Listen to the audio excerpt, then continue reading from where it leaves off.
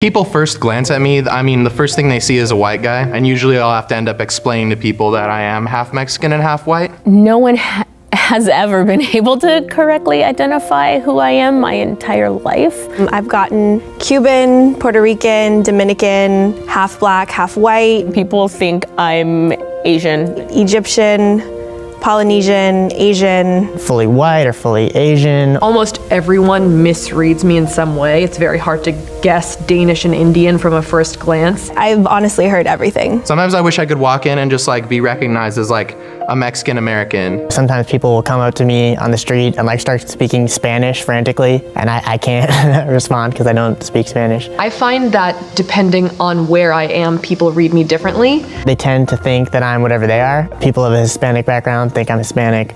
People who are Asian think I look Asian. An interesting part of my journey as a young multiracial person growing up was rejection from sort of both sides of my ethnic identity. Just something that I grew up with my whole life. Like, I don't fit in. I don't belong to any ethnic group 100%. I never saw myself as different from anybody else until someone else pointed it out. The last thing you want to do is stand out. You want to blend in as much as possible. We talk about race like it's this like built-in intrinsic thing, but the reality is we're mostly talking about looks, right? If I'm going to be white, well then why can't I have blonde hair and blue eyes? If I'm going to be Mexican, then why can't I have dark skin and speak perfect Spanish? People think I'm Asian, why can't I have, be really tiny and skinny and like fit into all these stereotypes? But I'm not a stereotype, I'm just like me. And for mixed people who sort of live in between the lines, we sort of just have to kind of be more than our racial background. You don't need to fit a mold that other people think you should fit. It's difficult learning that you don't have to decide what race you are. There's no textbook on how to be multiracial and be okay with it. You just kind of have to forge ahead and be your own person. I am who I am, and no one else is like me, and that's pretty cool. My mom's side of the family is white, and my dad's is Indian. My mom is 100% Mexican, and my dad is primarily Scottish. My dad is Danish, and my mom is Indian. I am the father to 2 children, mixed race, married to an Indonesian woman who I met in college, and we've been together now for a long time. I think in elementary school, everyone would be like, why are you a different color than your mom? And I was like, what are you talking about? And then it kind of hit me like, wait, something's up. People would go to my dad in front of me like, oh, like, your mother, she must be Asian, because I looked like an Asian kid when I was younger. He's like, no, and thankfully he was very quick on explaining what adoption was, even at a young age for me. So from the get-go, they were definitely like my mom and dad, for sure. I mean, there was 4 of us, and we asked a lot, but it always started with like, well, your birth mom loved you very much, but she couldn't take care of you. We really wanted to have a kid, and we were lucky enough to find you, which is a great way of explaining it. Doesn't really touch on the fact that we look different, but it touches on the fact that you're loved, which is the most important part. I didn't really know the word race when I was a little kid. I just knew that my mom was brown and my dad was white. My mom loves talking about how white her kids look. She likes to make fun of us for it. In elementary school, kids would tell me that I was adopted, that it's impossible for me to have a white mom because I have brown skin. When I got older, I would be out with my dad, and people would say like, who is that guy that you're with? And I was like, that's my dad. Why would you assume that he was anything else? And then I was like, oh yeah, because he looks nothing like me. People have commented on my children, and they're saying, oh, that's a good mix you got there. Unless I want to start fighting everybody or correcting everyone, which I imagine I'll do down the line. I just kind of say whatever. It gets like tiring sometimes, like explaining it to people. My brother's really good friend was like so confused about it, and my brother convinced him that my dad was half black, and that's why I was black. My white brother really identified with like the ghetto culture, lived like that kind of lifestyle, and my parents got into parenting me against that. A lot of times in my mind that wrapped up to them keeping me away from like being too much of a black guy. More than not feeling black, I feel like I don't fit in anywhere. For a long time, I just wanted to fit in. So I got angry. I got angry at myself, and I was upset at my parents for not teaching me enough about being Indian or being white. I don't even know how the topic came up, but I asked some, what are you, Latina, Asian, black, whatever? My daughter said specifically she was white. And then I asked my son the same thing. And he said the same thing. My wife and I corrected them very quickly. Your mother is an immigrant from Indonesia. Your father is the son of immigrants from Central America. You are not white. And from then on, we've had some like I said, some interesting conversations on ethnicity, race, cultures, all of that. The only thing that really gets me is when people say, oh, but you're basically white, right? Which doesn't really make sense to me, because if I were the exact same mix that I am, but just looked more brown, people might say the exact opposite. It has nothing to do with how I was raised or the cultures that I grew up in, or, you know, sort of like how I feel. It's hard. I think when people find out that my family's white, they're just like, well, like, you're not really black. And I'm like, what does that mean? Like, last time I looked in the mirror, like, I'm definitely black. Because I look how I look, people will come up and just start speaking Spanish very quickly, and then I have to say, you know, I'm sorry, I don't speak Spanish, and they get mad at me. They get very mad. You know, it kind of does make me sad. That part does make me sad, because I really do wish I spoke Spanish, but I don't. And in terms of like not feeling a part of something, like my parents made me feel part of the family, but I really feel, unfortunately, disconnected from my actual culture. It is weird falling into this middle ground, because you feel like you always have to identify with one or the other. Like you have to choose a side, and that you can't just be what you are. These pretty teens are best friends, and they're also something else. Something that may surprise you. We're twins. Believe it or not, they're twins. Yep, we're twins. We're Same twin mom. sisters. Same dad. You heard right, they have the same mom and dad. What are the odds that one would be black and one white? A lot of people are just in shock. Lucy and Maria Aylmer live in Gloucester, England. Maria has a caramel complexion, brown eyes, and thick curly black hair. Lucy has pale white skin, ginger red hair, blue eyes, and freckles. Most people have the same reaction when they hear they are twins. They say, how did it happen? We don't believe you. So, how did it happen? Their mom, Donna, is half black and half white. The twins' dad, Vince, is white. The couple was thrilled when a sonogram revealed they were expecting twins. I just cried. It was shock.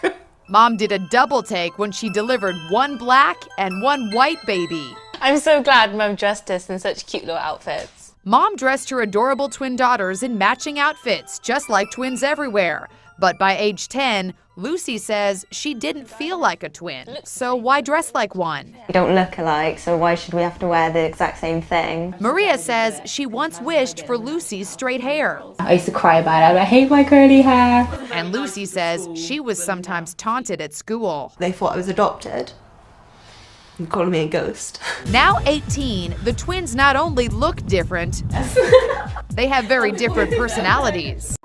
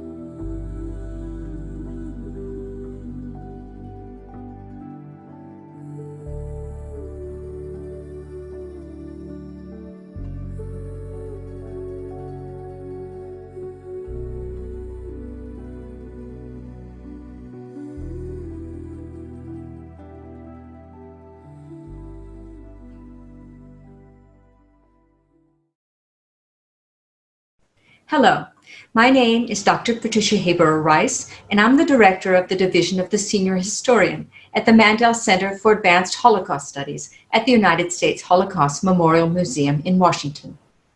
I'm Lutz Kauper, Associate Professor of Sociology at the University of Vermont. Today, Dr. Kelber and I are going to look at eugenics, also called racial hygiene, in Nazi Germany and in the United States, two countries deeply invested in implementing eugenic public health policies to improve the genetic makeup of their populations. We're going to look at how the two countries borrowed from each other when it came to implementing some of these eugenic strategies, specifically antenatal strategies, compulsory sterilization, and anti-miscegenation laws, which kept unvaluable members of society from reproducing. Before we begin, I want to point out that you're going to hear terms in this lecture today that are not appropriate to use in modern discourse. Today, words like moron, imbecile, and idiot are decidedly pejorative. In the early decades of the 20th century, however, these were actually medical terms. In those days, they represented a range of psychological classification associated with hereditary feeble-mindedness, something today we call an intellectual disability. The term described the degree of intellectual impairment, with idiocy signifying the highest degree of impairment and moronity the least. Although these terms were meant to classify, in the end, they became the means to isolate those with intellectual disabilities from the rest of society. We need to be aware that our language constantly changes over time, and that these terms, which once had scientific meaning, eventually acquired offensive connotations. So, what is eugenics? Eugenics, or the idea of good birth, was the scientific movement of the late 19th and early 20th centuries. At the core of the movement's belief system was the conviction that human heredity was fixed and immutable, that it's nature, not nurture, that makes you the human being that you are. The idea in a nutshell is this, that if you can breed a better dog or horse, as humankind has been doing for centuries, we can breed a better person and a better national body. Eugenics was an international movement, and in its heyday, right before the First World War, Great Britain, the United States, and Germany were leaders in the movement. Each might have had their own agenda, but most eugenicists everywhere had some ideas in common. First, they wanted to find who in their society is valuable, to pick out the good stock and encourage them to reproduce. Second, they wanted to find the bad stock, those who are seen as a burden on society, and discourage them from reproducing. And third, they want to keep the races from intermarrying. And we'll see the results of these efforts today. First, in compulsory sterilization laws, both the United States and Nazi Germany imposed in the first half of the 20th century. Indiana enacted the world's first eugenic sterilization law in 1907. It targeted confirmed criminals, idiots, imbeciles, and rapists housed in state institutions. Policies such as eugenic sterilization or the establishment of state institutions to separate undesirable individuals from the public are examples of what sociologists call oppressive othering. Deviant characteristics, such as being inferior or dangerous, are ascribed onto others and oppressive measures employed against them. In a book published in 1922, the American eugenicist Harry Laughlin proposed a model sterilization law. He was the director of the Eugenic Records Office at the time. It was a research institute that gathered information on what were believed to be hereditary qualities in the population. Laughlin intended his model law to be a possible blueprint for a federal law. This never materialized. But it did influence the creation of state eugenic sterilization laws. Laughlin's model sterilization law targeted a heterogeneous group of people, those with mental illnesses, developmental disabilities, and physical disabilities. It included even the homeless, the poor, and alcoholics. Actually sterilized were two main groups: people with developmental or intellectual disabilities and people with psychiatric illnesses. When one compares Laughlin's model law to the Nazi sterilization law about a decade later, one finds an almost one-to-one correspondence between them in terms of the groups they targeted. This is indicated by the corresponding numbers on the left and on the right. This was no coincidence. The Nazis paid close attention to the US as the world leader in eugenic sterilizations before 1933. Until 1927, those American states that had eugenic sterilization laws did generally not want to implement them full scale. Concerns existed about legal liability of sterilization providers and whether the laws were constitutional. In 1927, the US Supreme Court decided Buck versus Bell. It was a review of the constitutionality of the 1924 Virginia sterilization law that drew on Laughlin's model law. In an 8-1 decision, the court decided that it was constitutional for US states to sterilize those who were thought to endanger the health of the state and the general welfare of the public. The justices found undesirable characteristics in 3 generations of the Buck family: the mother Emma, an alleged prostitute, the allegation was false, and her daughter Carrie. Here they are shown in a picture together. Carrie was committed to a Virginia institution after she had been raped at age 17 by a member of her foster family. For that, she was labeled promiscuous by the court. Carrie's daughter Vivian, the product of the rape, represented the 3rd generation of the family. She was presumed feeble-minded. In his opinion, writing for the majority, Justice Oliver Wendell Holmes wrote, quote, "It is better for all the world if instead of waiting to execute degenerate offspring for crime, or to let them starve for their imbecility, society can prevent those who are manifestly unfit from continuing their kind. 3 generations of imbeciles are enough." End of quote. Carrie was subsequently sterilized. So was her sister Doris, who was never told about the procedure. After Buck versus Bell, states felt affirmed that eugenic sterilization laws passed constitutional muster. About 2/3 of American states at one point or another had a eugenic sterilization law. Eugenic thought also influenced the 1924 Immigration Act. The act reduced the overall number of immigrants allowed to come into the United States each year. It also limited immigration from precisely those countries that were thought to have higher portions of the unfit through a quota system. Inspired by American eugenicists and their sterilization laws, Nazi officials made compulsory sterilization a priority in their own eugenic legislation. On the 14th of July, 1933, just 6 months after the Nazis came to power, the Hitler cabinet promulgated the law for the prevention of progeny with hereditary diseases, also called the Hereditary Health Law, which ordered the compulsory sterilization of persons with certain disorders or disabilities. The law was patterned on the California state sterilization law, a fact that American eugenicists were very proud of. Now you're seeing a poster which says, "We are not alone" in German, and showing with the many flags, demonstrating that many other countries had some similar kind of policy.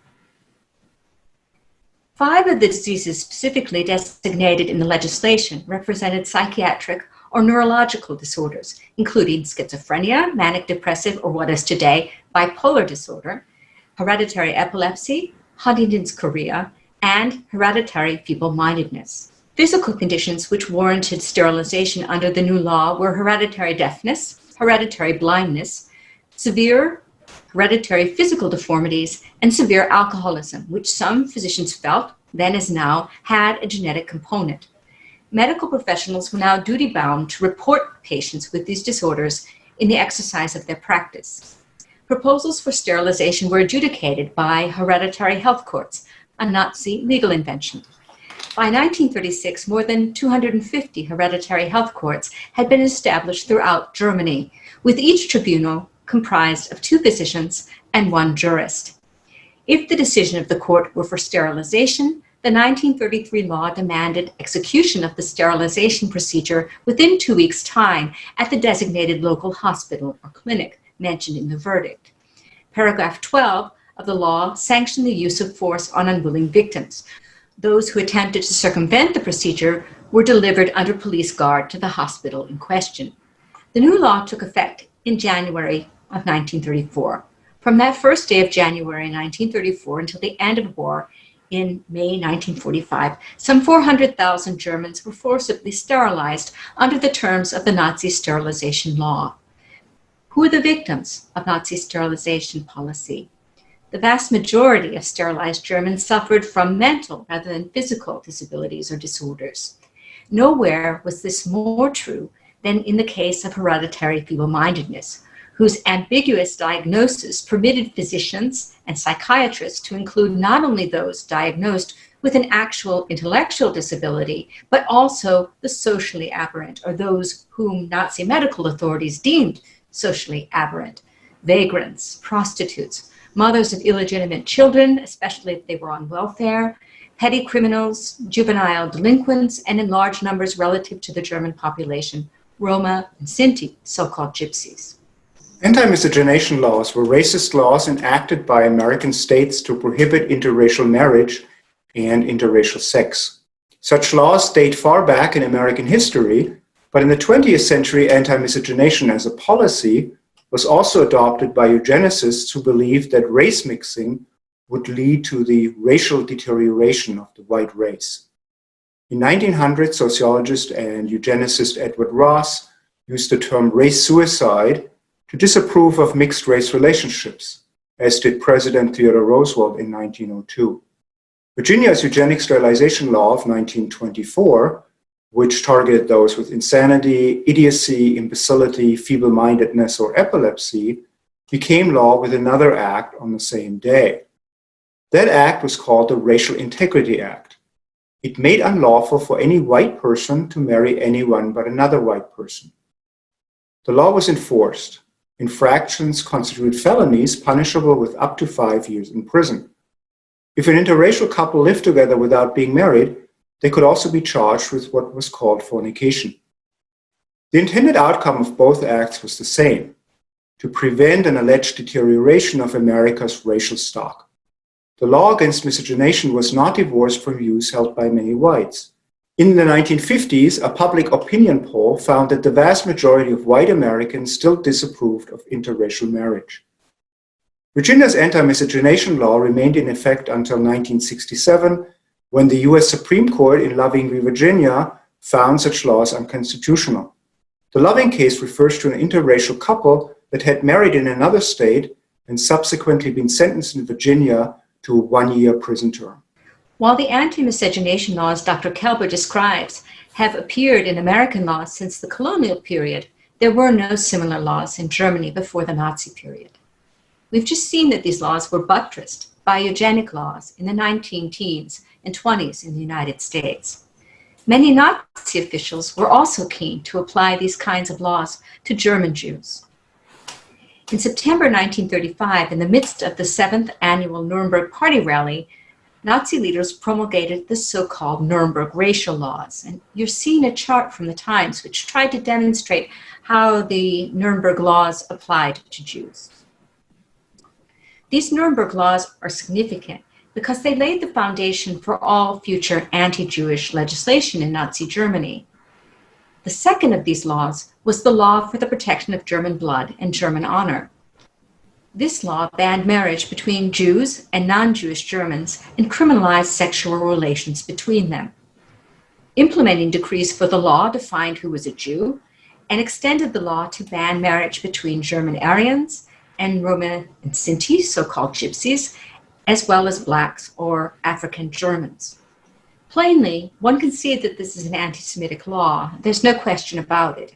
But in a larger sense, it can also be seen as a eugenic measure. And it's precisely this mix of the virulent racial anti-Semitism that the Nazis bring with them when they come to power and eugenic theories that makes Nazi racial policy such a potent and lethal cocktail. And what's very interesting is that a month after the promulgation of the Nuremberg laws, another very similar kind of eugenic legislation was initiated, one that aimed at the so-called hereditarily ill, the same individuals targeted for sterilization. Just as the blood protection law banned marriage between German Aryans and Jews, this marital hygiene law forbade marriage between consenting adults if either partner suffered from mental illness or an hereditary disease such as hereditary epilepsy or hereditary deafness or blindness, or if one of the partners stood under legal guardianship on medical grounds. Before marriage, German couples had to prove that no such impediment existed by obtaining a certificate of marital fitness. And here you see in the diagram two couples, one who has succeeded in showing their marital fitness and the other who walk away from each other dejected because they've been denied the right to marry. Now, individuals who refuse such a certificate could appeal to their local hereditary health courts, but those who violated the final decision of health authorities by marrying without a certificate could be sentenced to prison. When World War II ended and knowledge emerged about Nazi practices in medicine, American eugenic sterilizations did not cease. California and Virginia continued to sterilize individuals at a fairly constant pace well into the 1950s. These two states alone accounted for almost half of the estimated total of about 60,000 eugenic sterilizations in the US. In states such as Georgia, North Carolina, and Iowa, the number of sterilizations actually went up after World War II. This development occurred after modern biology and genetics had thoroughly discredited earlier types of eugenic thought, which had argued that deviance was biologically transmitted. A more individualistic type of reform eugenics emerged, which stressed the supposedly voluntary prevention of offspring who would not, it was argued, be properly cared for by their parents and would become a burden to society. Reform eugenicists thought that undesirable characteristics would be passed on socially in families. In practice, sterilizations continued in many states.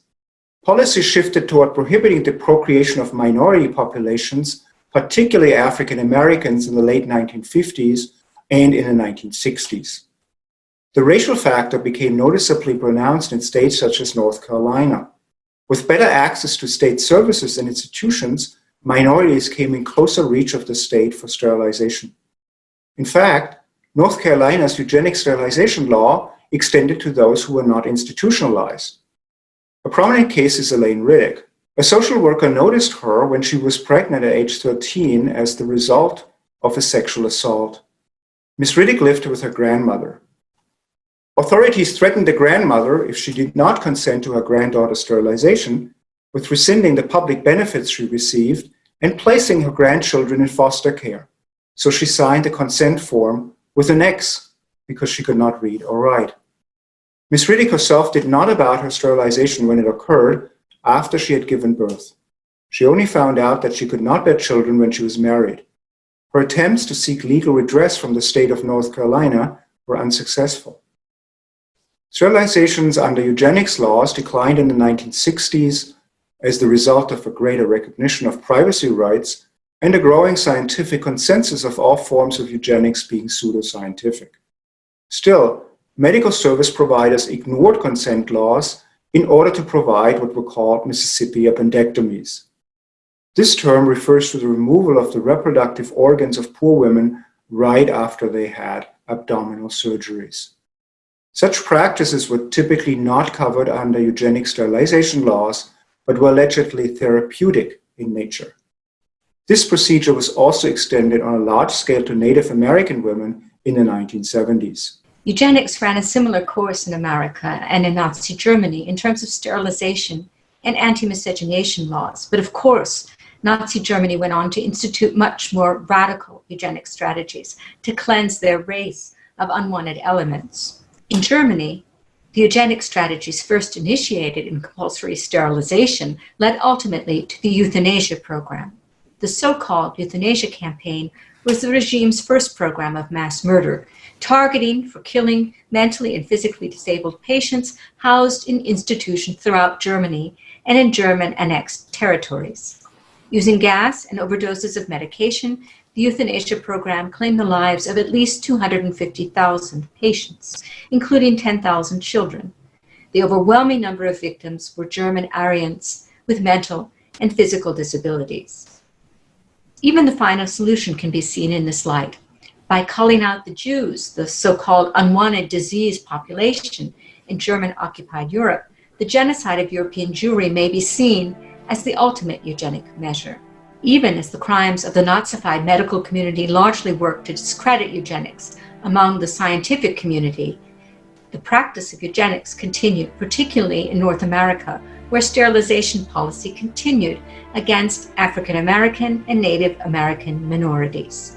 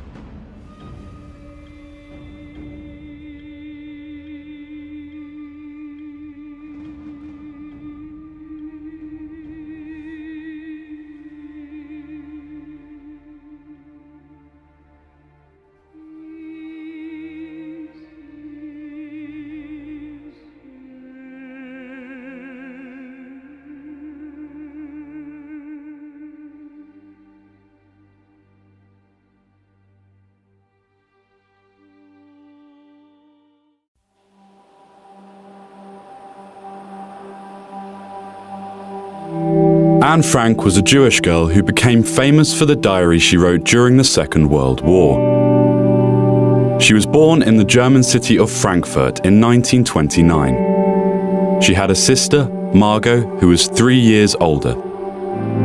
Things were going badly in Germany. Unemployment was high and many people were poor.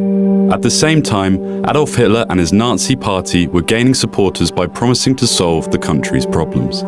The Nazis hated the Jews and blamed them for the problems. When the Nazis came to power in 1933, hostility to the Jews increased. Anne's parents, Otto and Edith, decided to flee to the Netherlands. They settled in Amsterdam, here, on Merwedeplein. Anne soon felt at home. She went to school, learned Dutch and made new friends. 6 years later, war broke out across Europe. In 1939, Nazi Germany invaded Poland, and in 1940, the German army occupied the Netherlands.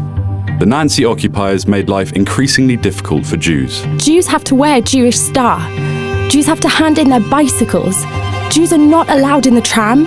Jews are not allowed to ride in cars. Jews must attend Jewish schools, and so on and so forth. In the summer of 1942, after Anne's sister, Margot, was ordered to report for a so-called labor camp, the Frank family went into hiding behind Otto's business on the Prinsengracht.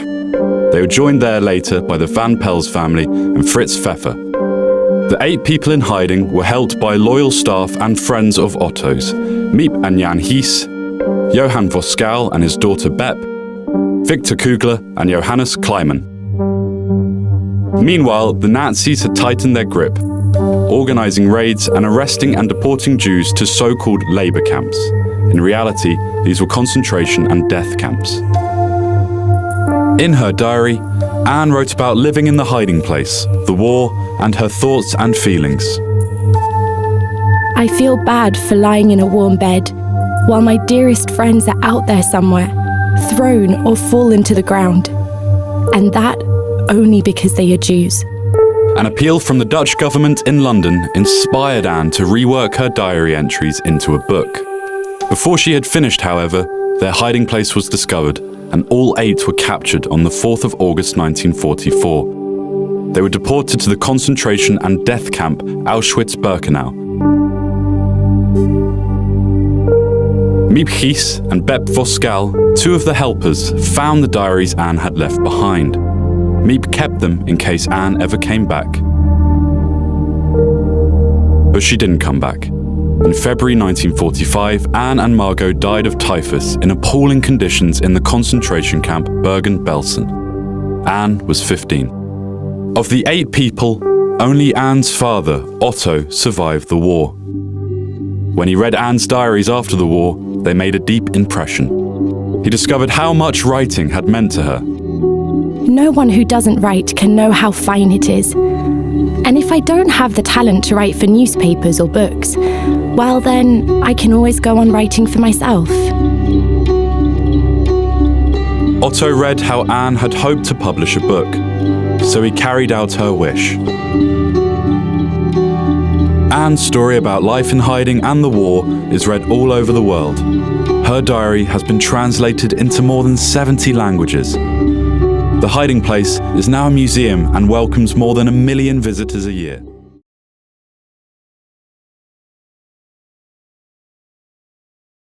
Madison Heights, Virginia, September 10th, 1924. Eugenics doctor Albert Sidney Priddy, the dude in charge of the Virginia State Colony for Epileptics and Feeble-Minded, requests to sterilize 18-year-old patient Carrie Buck. According to Dr. Priddy, Buck had the mental age of a 9-year-old and argued that if she was allowed to have children, this would be dangerous for society. So, just so we are clear here, he wanted to force her to go through a procedure so that she could never have kids because of her genetics. Wait, hold up. Let's go back a bit because this story is even more messed up than this. So, Carrie Buck was the daughter of Emma Buck, who previously was taken away by the state from Carrie and her siblings when Carrie was a kid. Virginia confined Emma to, you guessed it, the Virginia State Colony for Epileptics and Feeble-Minded for prostitution, immorality, and having syphilis. So, Carrie grew up with foster parents who treated her like a slave. How did Carrie also end up at the Virginia State Colony for Epileptics and Feeble-Minded? Her foster parents sent her there for hopelessly bad behavior, sleeping around, and, quote, feeble-mindedness. I'm not joking. Also, they sent her there apparently as a result of being raped by her foster mother's nephew. Again, I am not joking. Since Carrie Buck was declared mentally incompetent to raise her child, her now former foster parents ended up adopting the baby. At 7 months old, that baby, whose name was Vivian, would also be declared, quote, feeble-minded. So anyway, back to Dr. Pretty trying to sterilize Carrie. He first wanted to make sure it was legal. I mean, the state had passed a law called the Virginia Sterilization Act of 1924, which allowed doctors to forcibly sterilize patients who supposedly had genetic traits that would be damaging to society if passed on to the next generation. However, the law had yet to be tested in the courts. So the board of the Virginia State Colony for Epileptics and Feeble-Minded got it to happen. After ordering Buck sterilized, the board appointed her a random dude named Robert Shelton to be her guardian. He was the guardian of several of the institution's patients and got paid for doing it, by the way. Buck's lawyer was a dude named Irving Whitehead, who was a eugenics fan who wanted the sterilization law. Oh, and apparently he was also on the board, helping request Buck's sterilization. In fact, he was good friends with Albert Pretty and Aubrey Strode, who represented Pretty in court. There's no conflict of interest there. Whitehead made no effort to challenge the accusations that Buck was feeble-minded, of course. Shelton appealed the sterilization to the Circuit Court of Amherst County, who agreed the sterilization should take place. Shelton appealed again to the Supreme Court of Virginia, who also agreed it should take place. So one more appeal to the Supreme Court, who heard oral arguments on April 22nd, 1927. By this time, Pretty had died, and his successor, Dr. John Bell, now represented the Virginia State Colony for Epileptics and Feeble-Minded. Buck's defense argued that she had the right to have kids because it was her right to due process of the law, and that the Equal Protection Clause of the 14th Amendment also protected that right. The court didn't take too long for this one. On May 2nd, 1927, it announced its decision. It sided with Bell, saying the Virginia Sterilization Act was constitutional. It was 8-1. The lone dissenter was Justice Pierce Butler, who did not write an opinion, but him being a devout Catholic may have played a role. Justice Oliver Wendell Holmes wrote the opinion, saying, yes, Buck,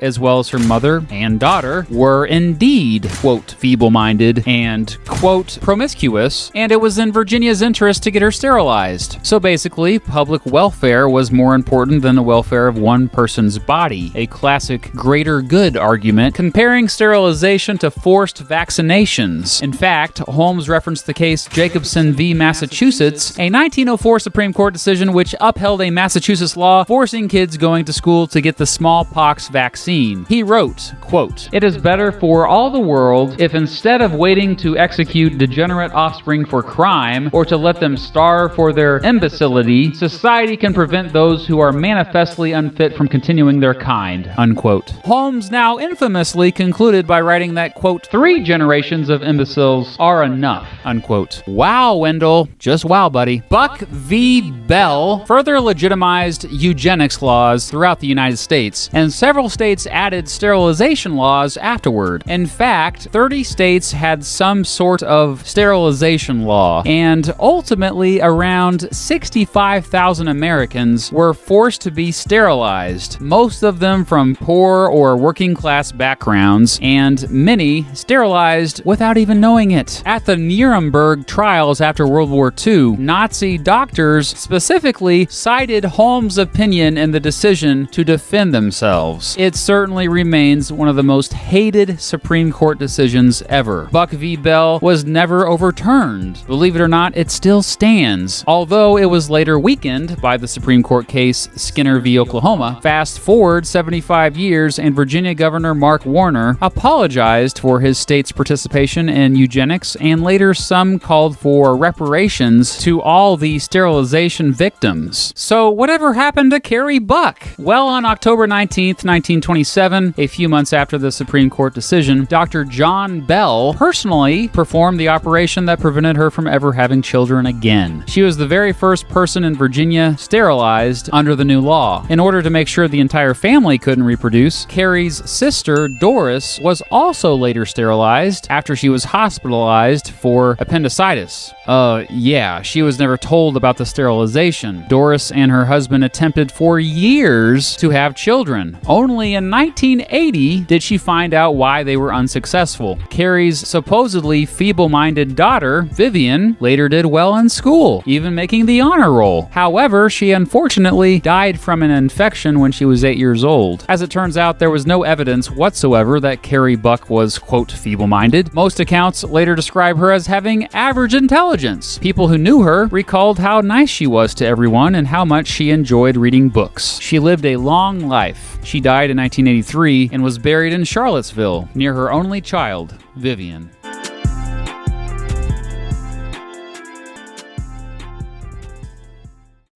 When Lincoln signed that Emancipation Proclamation, there was a lot of debate that happened at that point. Some of the previous slave owners saw that maybe this could still be a labor force. Maybe they'll still work for us. However, there was a grouping of slave owners who said, get rid of them, send them back to Africa. After slavery, there was a real significant shift in terms of building our own families. We saw that we were moving somewhere, we were moving forward. But the largest grouping, I think, was those who said, let's just make it so that they cannot reproduce. As we talk about the role of some of these historical organizations who were really put together for the purpose of the sterilization and stopping reproduction of African American peoples in this nation, the reality is that we have to put it in historical context. They set out to sterilize us.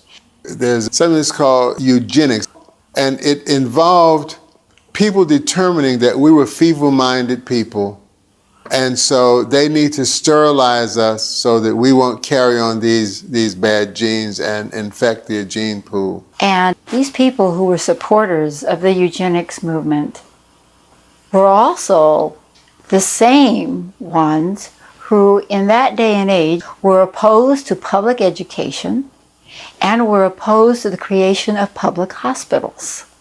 And that was a hard period in our lives because many of the women didn't know why they couldn't have children. And they couldn't have them because the state deemed them a risk because they put mental health tags on them, a risk because they wanted to control the birth rate in our community. And people think this is far-fetched. The discrimination grew with the eugenics. So blacks were not deemed desirable. The reality is, without having that knowledge, some of our young people and some of our not so young people feel that those organizations are friends to our communities and will fight you if you raise issues about the ways in which they operate, the ways in which they are strategically located in or near the African American community. Back in the day, teenage pregnancy was not celebrated. It was something that was shrouded in shame, and the family did whatever they could do to make sure that the person who was pregnant was taken out of the public eye. When a teen daughter got pregnant in the 1950s or so, oftentimes, all of a sudden they would disappear from school. They would no longer be around.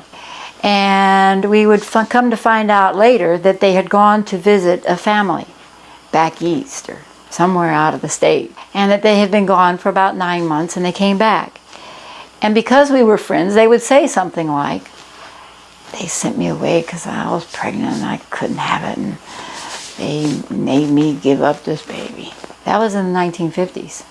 If the family decided to keep the child once it was born, the child was often brought home and the mother raised the child as their own, and the child grew up with the mother as though they were siblings. This is some of the things that happened, and it happened over and over and over.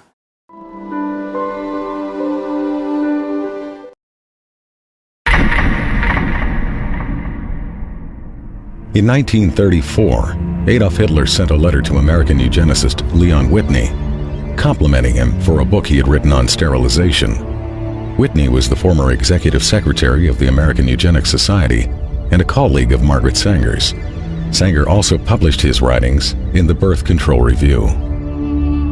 In the book that Hitler was praising, Whitney had written that America could eliminate what he called the slum elements of society by sterilizing the lowest 25% of its population. He claimed this was necessary because such people are too stupid to understand or practice even simple methods of contraception. Besides, he said, the country would hardly miss them. One of the people he was talking about was named Elaine Riddick. At the age of 13, I became pregnant. I was raped by a guy that lived across the street from me. He snatched me off the street and molested me and threatened my life and said if I ever told anyone that he would kill me. When they was delivering my son, they sterilized me at the same time.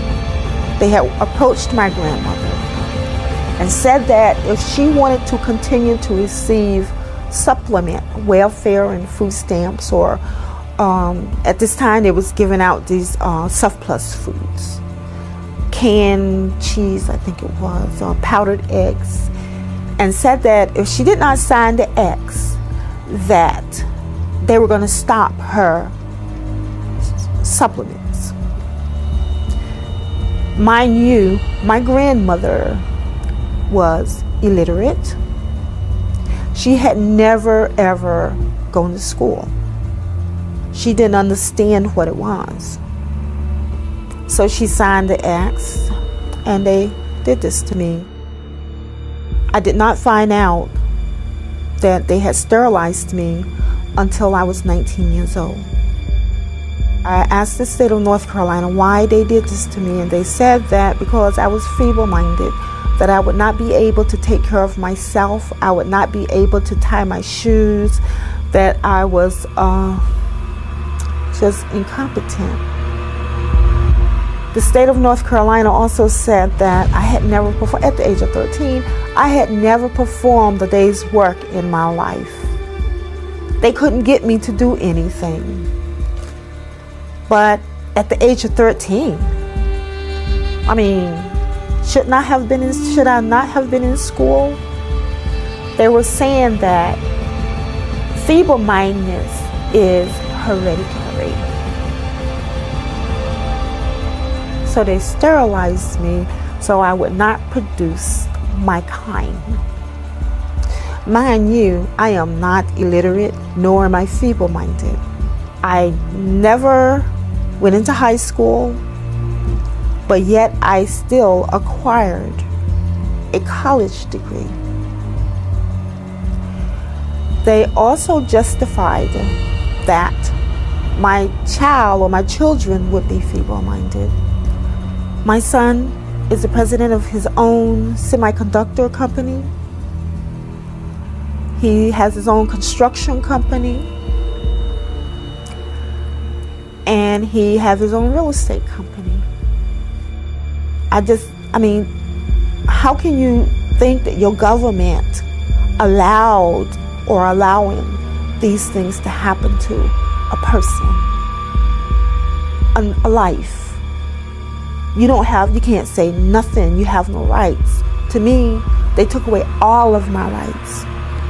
They sterilized kids from my understanding and my knowledge as young as 8 years of age. I don't know what an 8-year-old can do that could cause them to do this to them. The only reason I can give myself is that because they're black. In 1961, social worker Sue Casebolt had been installed as the executive secretary of the North Carolina Eugenics Board. At a board meeting held 3 weeks later, she stated that she was going to keep a file on every child whose name reached her desk so that they could be picked up as soon as they reached childbearing age. Casebolt was still on the board in 1968 when it approved the sterilization of 14-year-old Elaine Riddick.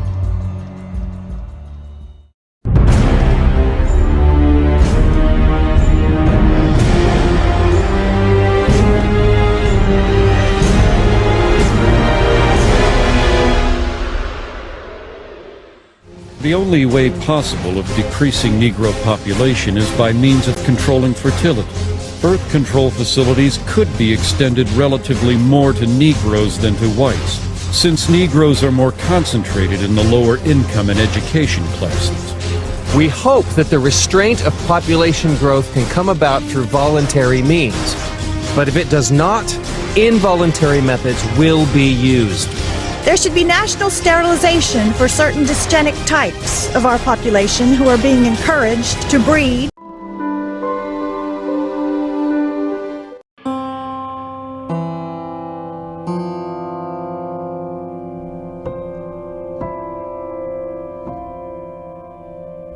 I would never forget it. I felt literally less than a woman. Oh my God, I can't even explain. Emotionally, I was like, I cried and I cried. I was like, they took part of my womanhood. I was really messed up for a while.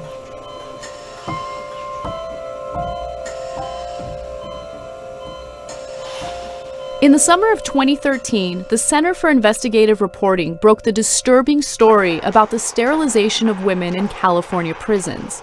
A story that prompted hearings in the state capitol. When a recent Center for Investigative Reports story broke, claiming that women in the California prison system were undergoing sterilizations, many of us were shocked and outraged. I think this is something that unites all of us to protect the civil rights of people who are not free. In the gallery was the reporter who broke the story, Corey Johnson. He found that between 2006 and 2010, 148 women were sterilized in California's prisons. The state has admitted that they have done these illegal surgeries, but we don't actually know who they did them on. What we found thus far in the reporting is that there were rules in place and that the officials involved in recommending these procedures to the women knew that the rules were in place and consciously decided to break the rules. How was this allowed to happen? To understand how, it's important to look at California's long history of state-sponsored sterilizations and even eugenics. If you look back, there was this doctor by the name of Leo Stanley who went into prisons and literally removed the testicles of male inmates and replaced them with testicles of men who had died but were deemed socially fit. And he had sterilized as many as 600 men in the state of California. And if you look at California as a whole, you'll notice that it was actually the worst state when it came to the eugenics program. They basically sterilized as many as 20,000 people and accounted for about 1/3 of sterilizations in the entire country. The Nazis modeled their eugenics program on theories developed in California. That was my initial impetus, to look at sterilizations that occurred, in the early 1900s. Scientists at Stanford promoted sterilization as a way to improve society and even traded papers in the 1930s with their Third Reich counterparts. And so as I'm digging to try to learn more about historical eugenics, I get this tip that perhaps there was more current day sterilizations that had taken place and that these sterilizations may have occurred in the prisons. In the 1970s, sterilizations were prohibited at all state institutions unless they were medically necessary. Finally, in 1995, even clearer regulations were put in place to close this chapter in California's history. But Corey began investigating suspect sterilizations that occurred as recently as 2010. So I reached out and I cast my net really wide, and I took trips all across the state. But for a lot of people, talking about whether they were sterilized is a very tough thing to do. It's a lot of shame that's around it. There's a lot of guilt. There's a lot of hurt. There's a lot of pain. Corey interviewed several women for his report. These are extracts from what they told him, read out by actors. He said, "So we're going to be doing this tubal ligation, right?" I'm like, "Tubal ligation? What are you talking about? I don't want any procedure. I just want to have my baby." I went into a straight panic. I figured that's just what happens in prison, that's the best kind of doctor you're going to get. He never told me nothing about nothing. One of his nurses asked me, "How many kids do you have?" She said, 7. Like she was just so appalled. I felt humiliated and insulted, you know? I made a mistake and I'm here, but I love my kids. Being treated like I was less than human, it produced in me a despair. This is the drawer for the destruction of reproductive capacity. Justice Now, a legal aid organization in Oakland, began documenting cases of prison sterilizations several years ago. And we started to receive reports from people about having gone in for different kinds of reproductive care or surgeries and coming out without their ovaries, coming out without their uterus.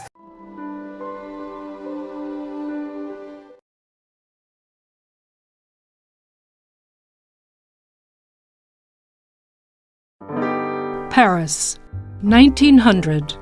More than 50 million people from around the world visited the Universal Exposition, a World's Fair intended to promote greater understanding and tolerance among nations, and to celebrate the new century, new inventions, exciting progress. The 20th century began much like our own, with hope that education, science, and technology could create a better, more peaceful world. What followed soon after were 2 devastating wars.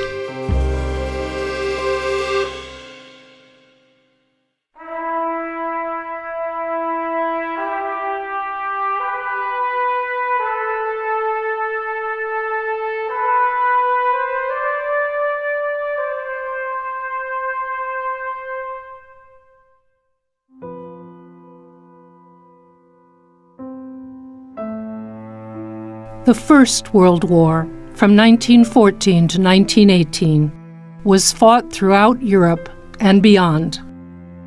It became known as the War to End All Wars. It cast an immense shadow on tens of millions of people. "This is not war," a wounded soldier wrote home. "It is the ending of the world."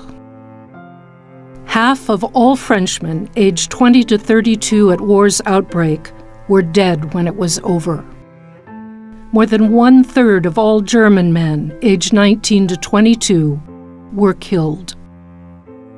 Millions of veterans were crippled in body and in spirit. Advances in the technology of killing included the use of poison gas. Under the pressure of unending carnage, governments toppled and great empires dissolved. It was a cataclysm that darkened the world's view of humanity and its future. Winston Churchill said the war left a crippled, broken world.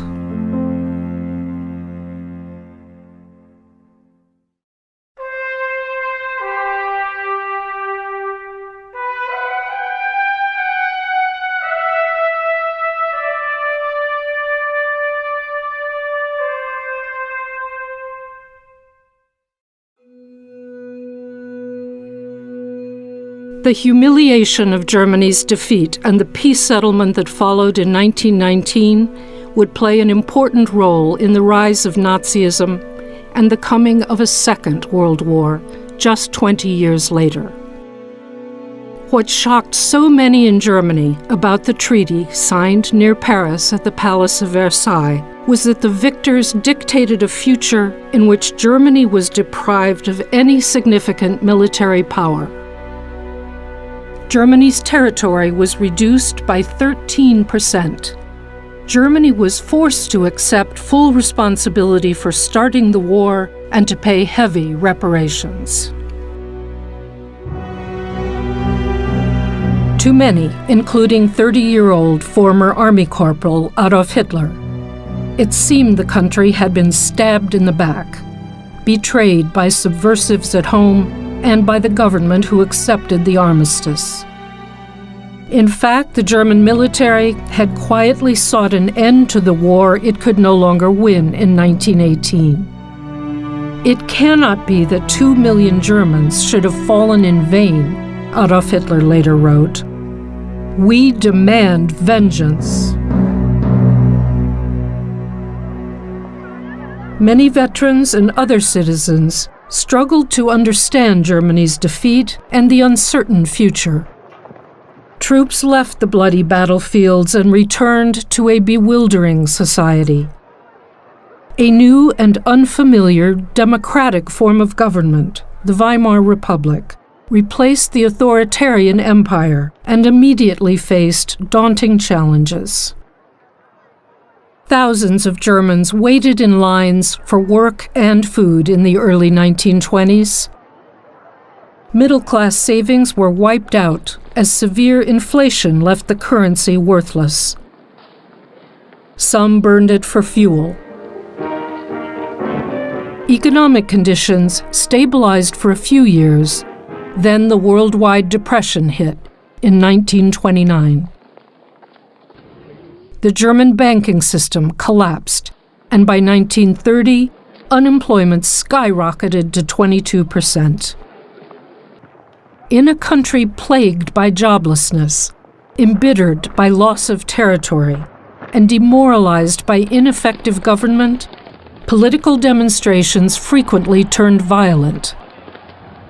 Many political parties had their own paramilitary units to attack opponents and intimidate voters. In 1932, 99 people were killed in the streets in 1 month. Right-wing propaganda and demonstrations played on fears of a communist revolution spreading from the Soviet Union. New social problems emerged from the impact of rapid industrialization and the growth of cities. Standards of behavior were changing. Crime was on the rise. Sexual norms were in flux. For the first time, women were working outside the home in large numbers, and the new constitution gave women the right to vote. Germany's fledgling democracy was profoundly tested by the crumbling of old values and fears of what might come next. Adolf Hitler had been undisputed leader of the National Socialist German Workers' Party, known as Nazis, since 1921. In 1923, he was imprisoned for trying to overthrow the government. His trial brought him fame and followers. He used the jail time to dictate his political ideas in a book, Mein Kampf, My Struggle. Hitler's ideological goals included territorial expansion, consolidation of a racially pure state, and elimination of the European Jews and other perceived enemies of Germany. He served only a short jail sentence, and after the ban was lifted on his National Socialist Party, Hitler and his followers rejoined the battle in the streets and in the countryside. The Nazi Party recruited, organized, and produced a newspaper to spread its message. While downplaying more extreme Nazi goals, they offered simple solutions to Germany's problems, exploiting people's fears, frustrations, and hopes. In the early 1930s, the frequency of elections was dizzying. So was the number of parties and splinter groups vying for votes. Hitler proved to be a charismatic campaigner and used the latest technology to reach people. The Nazi Party gained broad support, including many in the middle class. Intellectuals, civil servants, students, professionals, shopkeepers and clerks ruined by the Depression. But the Nazis never received more than 38% of the vote in a free national election. No party was able to win a clear majority, and without political consensus, successive governments could not effectively govern the nation. Adolf Hitler was not elected to office, and he did not have to seize power. He was offered a deal, just as the Nazis started to lose votes.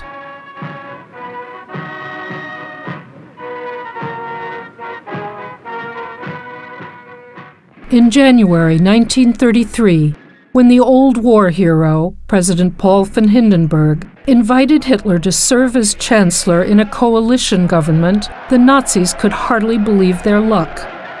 The Nazis were revolutionaries who wanted to radically transform Germany. The conservative politicians in the new cabinet didn't like or trust Hitler, but they liked democracy even less, and they saw the leftist parties as a bigger threat. They reached out to the Nazis to help build a majority in parliament. They were confident they could control Hitler. 1 month later, when arson gutted the German parliament building, Hitler and his nationalist coalition partners seized their chance. Exploiting widespread fears of a communist uprising, they blamed communists for the fire and declared emergency rule. President Hindenburg signed a decree that suspended all basic civil rights and constitutional protections, providing the basis for arbitrary police actions. The new government's first targets were political opponents. Under the emergency decree, they could be terrorized, beaten, and held indefinitely. Leaders of trade unions and opposition parties were arrested. German authorities sent thousands, including leftist members of parliament, to newly established concentration camps.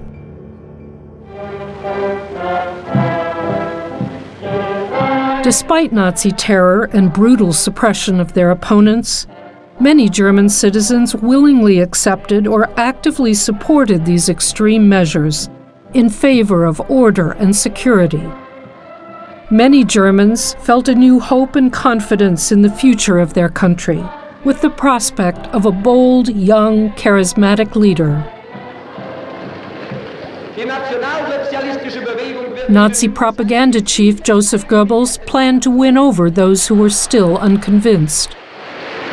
Man muss nämlich gut regieren und für eine gute Regierung auch eine gute Propaganda betreiben. Das eine gehört zum anderen. Eine gute Regierung ohne Propaganda kann ebenso wenig bestehen wie eine gute Propaganda ohne eine gute Regierung. Hitler spoke to the SA, his army of stormtroopers. Deutschland ist nun erwacht. Die Macht haben wir nun in Deutschland gewonnen. Nun gilt es, das deutsche Volk zu gewinnen.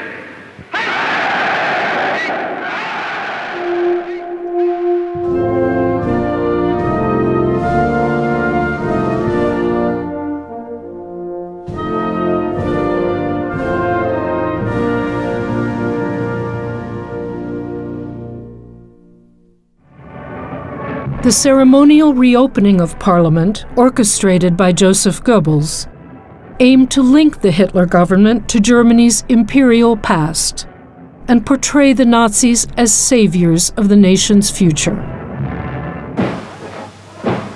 The event was carefully staged to reassure the German establishment, including the military, that Hitler would respect their traditions. Nazi-controlled newsreels then gave the impression that the army supported the new government. Though Hitler walked behind longtime President Hindenburg for now, the new chancellor would soon be Germany's absolute dictator. The day was dedicated to the new Germany, and more than 100,000 school children stood shoulder to shoulder as the car bearing the aged president and the chancellor proceeded through the crowd to the speaker's stand. Whether you agree with his doctrines or not, it must be admitted that the leadership of Hitler has united the German people for the first time since the war. Their almost fanatical enthusiasm is a marvel to the entire world. Hindenburg remained president until his death in August 1934. With Hindenburg gone, Hitler, by agreement with the army, abolished the office of president, declaring himself Führer and Reich Chancellor, leader of the nation and head of the government. Now there was no authority above or beside him. Immediately, the armed forces swore an oath of allegiance to Adolf Hitler. Ich schwöre bei Gott, diesen heiligen Eid, dass ich dem Führer Adolf Hitler unbedingten Gehorsam leiste. All civil servants, including teachers and police, members of parliament and the judiciary, swore an oath of loyalty, not to any constitution, but to Hitler as Führer of the German nation. Adolf Hitler.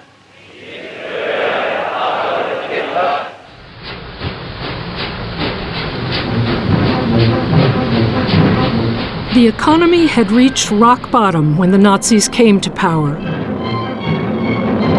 They boosted its recovery with huge public works projects for the unemployed. Eine halbe Million erwerbsloser Volksgenossen wurden in diesem Jahr an den Arbeitsplatz zurückgeführt. Seit der Machtübernahme ist die Arbeitslosigkeit um 61 von 100, also um weit über die Hälfte zurückgegangen. Hitler christened new Autobahns triumphantly in a display of national will that would unite the country and facilitate the secret expansion of Germany's armed forces. In 1935, Germany openly defied the 1919 Treaty of Versailles by reinstituting the draft and increasing its military strength. The Nazis were delivering on their promises to restore and strengthen the nation. Their achievements encouraged many people to overlook radical Nazi policies, or even to support them. In September 1935, the Nazi Party gathered in Nuremberg for its annual rally. It opened with a traditional hymn that added solemnity and a sense of continuity with the past. It ended with a special session of parliament far from Berlin. New race laws were introduced by Hitler and read by Parliament President Hermann Göring. Reichsbürger ist nur der Staatsangehörige deutschen oder artverwandten Blutes. Eheschließungen zwischen Juden und Staatsangehörigen deutschen oder artverwandten Blutes sind verboten.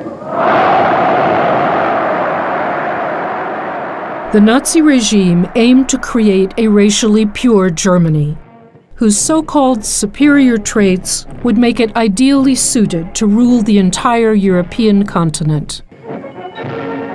Nazism taught that racial struggle was the driving force in history. Superior races must battle inferior races or be corrupted by them. The Nazi concept of a national community was exclusive and based on race, as defined in the new laws and decrees. Heinrich Himmler and the SS led the ideological battle.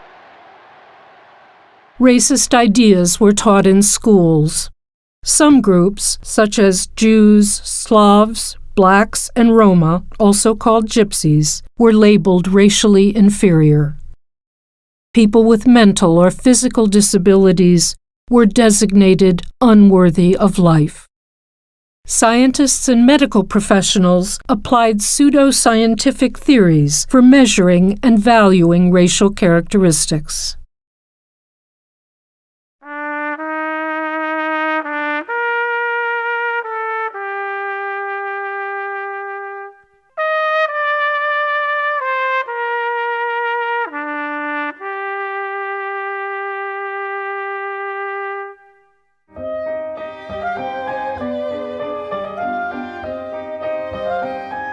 Before the Nazis assumed power, Jews enjoyed all rights of citizenship in Germany.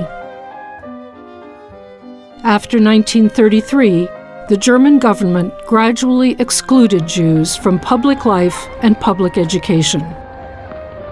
Newly established Jewish private schools provided a safe learning environment for some. By 1938, German authorities had isolated and segregated Germany's Jews, expelling them from the professions and eliminating most opportunities to earn a living.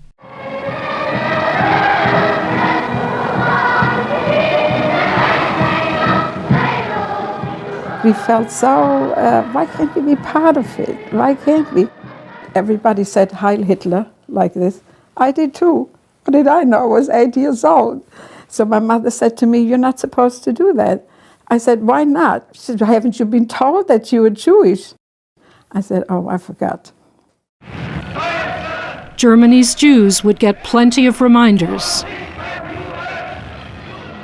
Meine Herrschaften, hier ist Boykott in jüdischen Warenhäusern. Gehen Sie doch bitte weiter. This sense of isolation that came upon us after 1933, gradual and increasing. It also affected us psychologically. We knew we were in a hostile world. Between 1933 and 1939, the German government enacted hundreds of laws to define, segregate, and impoverish German Jews. My sister and I used to slink by those huge banners that were all over the city, and we used to just try not to see them, thinking if we didn't see them, they weren't there. But they were there. That just little by little, that really took over. Wer selig geworden ist, der weiß, ohne Lösung der Judenfrage keine Erlösung der Menschheit. The goal of Nazi propaganda was to demonize Jews and encourage Germans to see Jews as dangerous outsiders in their midst. After 1935, everyday anti-Semitism was a regular part of carnival parades and floats. Public displays of anti-Semitism reinforced a climate of hostility toward Jews in Germany, or at the least, indifference to their treatment. In March 1938, German troops moved into neighboring Austria. Germany shredded another provision of the Versailles Treaty as Hitler's homeland was incorporated into Germany. It was a disaster for Austrian Jews. Within a year, the Nazis achieved in Austria what had taken 5 years to carry out in Germany. On November 9th, the Nazi Party orchestrated an outbreak of anti-Jewish violence throughout Greater Germany. It was a lawless onslaught that outraged the world and provoked criticism of the regime by many Germans. Jewish businesses that had already suffered anti-Semitic attacks were targeted for deliberate vandalism disguised as spontaneous public action. Party officials directed the SA, SS, and Hitler Youth to destroy Jewish shops and torch synagogues. Over 7,000 Jewish-owned businesses were vandalized. Germans named the violent attacks Kristallnacht, Night of Broken Glass, for the shattered windows of Jewish-owned stores that littered the streets. The nationwide violence damaged or destroyed more than 250 synagogues. After Kristallnacht, I remember driving through Berlin and seeing the synagogues in flames and all the glass on the streets and the people huddled and depressed. They walked around like the victims, like the hunted.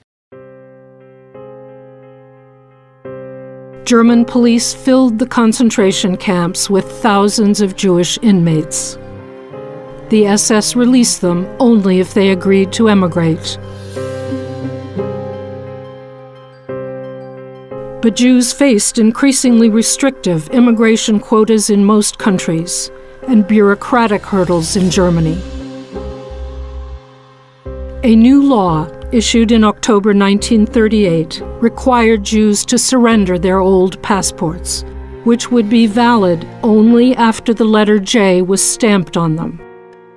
2 months later, another law prevented the flight of capital owned by Jews when the Economics Ministry froze all Jewish property and assets. Many, who had the means and somewhere to go, tried to leave Germany. Some families sent their children alone to other, safer countries. They could not know how soon the world would be at war.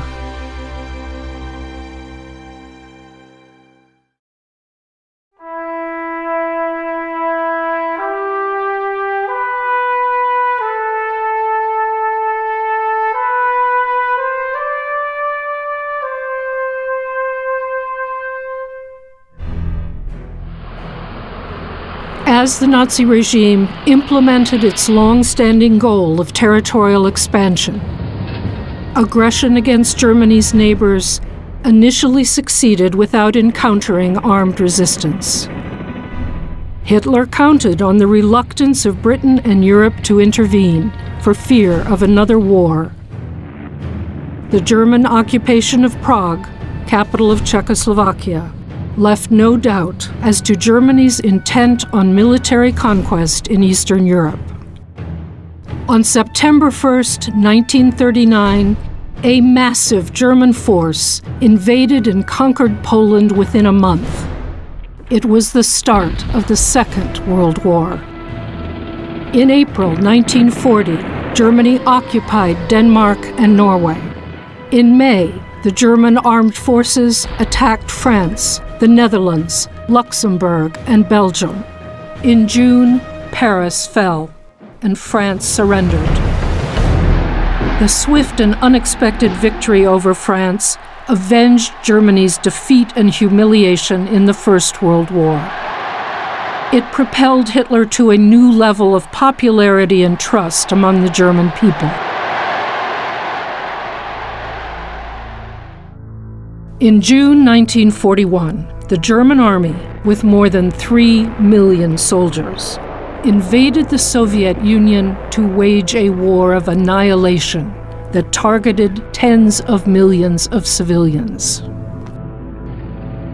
Under conditions of war and military occupation, the Nazi regime could pursue its political and racial goals with more radical measures. As German troops advanced into Eastern Europe, Germany's power extended over millions more Jewish inhabitants in the occupied lands, where German authorities could exploit existing anti-Jewish attitudes among local populations. Across Eastern Europe, German authorities forced those identified as Jews into tightly packed areas called ghettos. Separated from the non-Jewish population, Jews in the larger ghettos were imprisoned behind brick walls and barbed wire. The German drive eastward was cast as a crusade against Judaism and communism, in the Nazi view, two aspects of the same evil.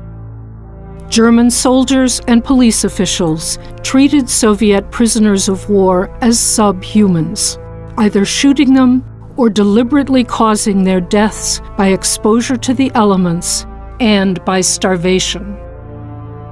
millions died in German captivity. On the Eastern Front, racial political instruction was part of regular training for all types of German occupation forces.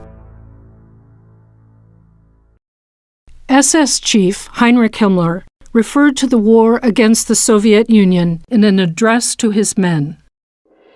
This invasion is an ideological battle and a struggle of races.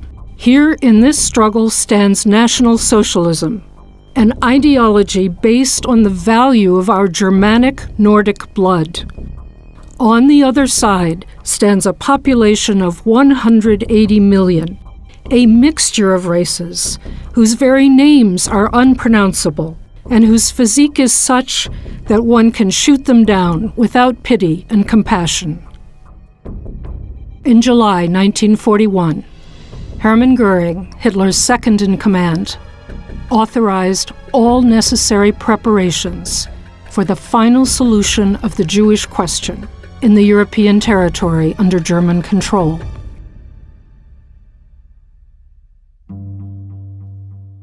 As German military forces advanced, mobile killing squads advanced with them. The German army, military SS, and German police units took an active part in authorized mass murders. The Germans and their accomplices rounded up the victims, drove them on foot or in trucks to a killing site, often made them remove their clothes, and shot them. Participants in the murders included local collaborators, especially police, in Latvia, Lithuania, Estonia, Ukraine, and Belarus. The German killing squads and their auxiliaries murdered at least 2 million Jewish men, women, and children in mass shooting operations.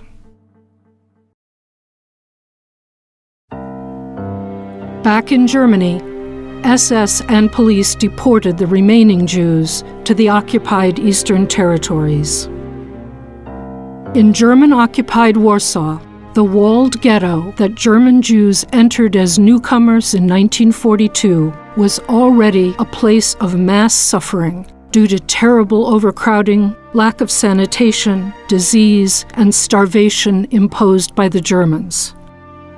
Despite all efforts of the imprisoned Jews to find ways of surviving and sustaining their communities, those conditions increasingly led to death for scores of thousands. Most vulnerable were the orphaned children. Originally, German occupation authorities established ghettos to concentrate Jews and separate them from the non-Jewish population. Later in the war, many ghettos served as staging grounds for the transportation of Jews to the east, euphemistically called resettlement by the Germans, who promised their captives better conditions and opportunities to work. People endured unimaginable suffering on journeys that lasted days without food, water, or toilet facilities. Many of the weak, the young, and the elderly died before reaching the destination. The Germans and their collaborators deported roughly 2.7 million Jews and others to killing centers in German-occupied Poland. At the largest of the camps, Auschwitz-Birkenau, transports arrived from all across Europe. Transports were coming in every day. People with all kinds of different languages. Hungarian, Poles, Czechoslovakian, from Holland, from France, from Belgium, from Germany, from Italy, Russians. They were from everywhere. My wife was somehow waving to me, and that's the last I've seen of her. The smell, gas chambers. When I asked, when will I see my mother, I was shown the smoke. This is how I found out where she went. It took a long time until I started to realize that we are condemned to die. All Jews are condemned to die.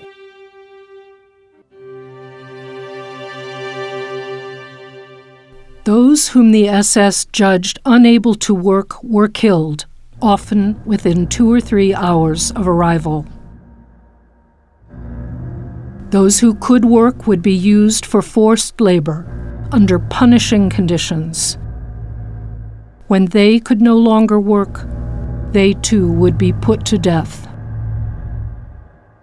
In several killing facilities, exclusively designed to kill human beings on an industrial scale, camp authorities used poison gas to murder children, women, and men.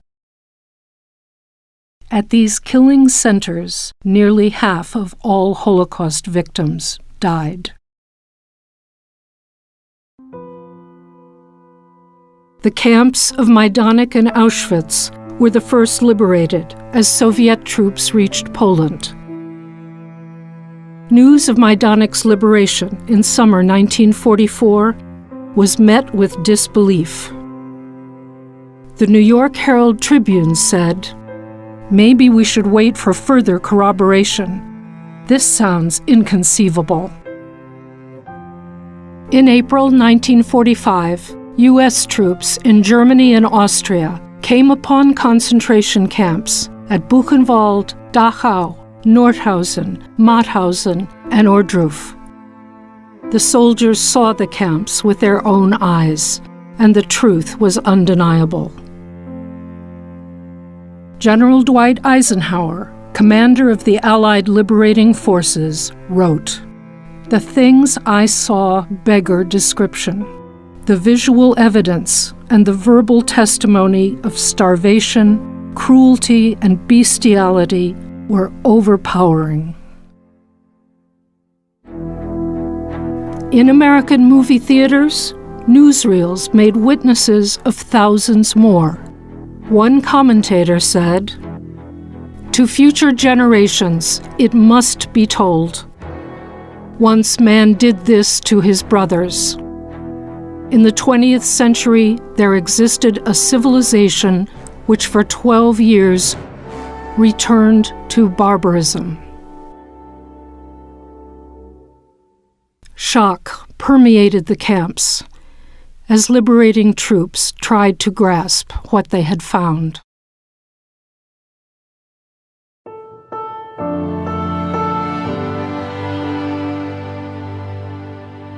Soldiers did all they could to attend to the dead and to support the living.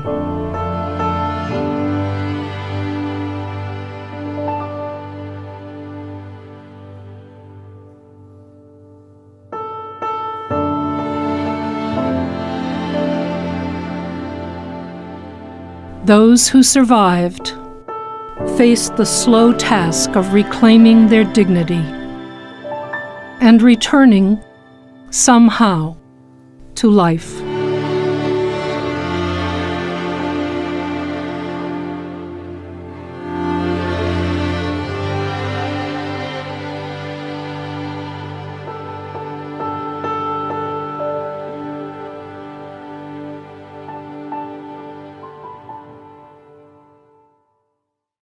The Holocaust darkened the world's view of humanity and our future.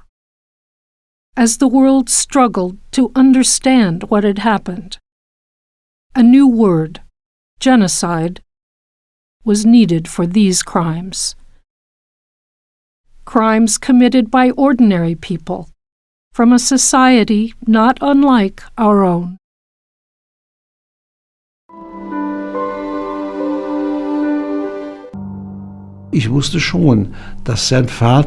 I knew his father was a Vietnamese soldier in the French army of the Rhine. That I did know, but I just accepted it. It was what it was. He was an illegitimate child. There were a few of those. They always said he suspected something, of course, because sterilizations were always carried out under the semblance of some sort of examination. But he never said a thing about it. As long as I knew him, I didn't know.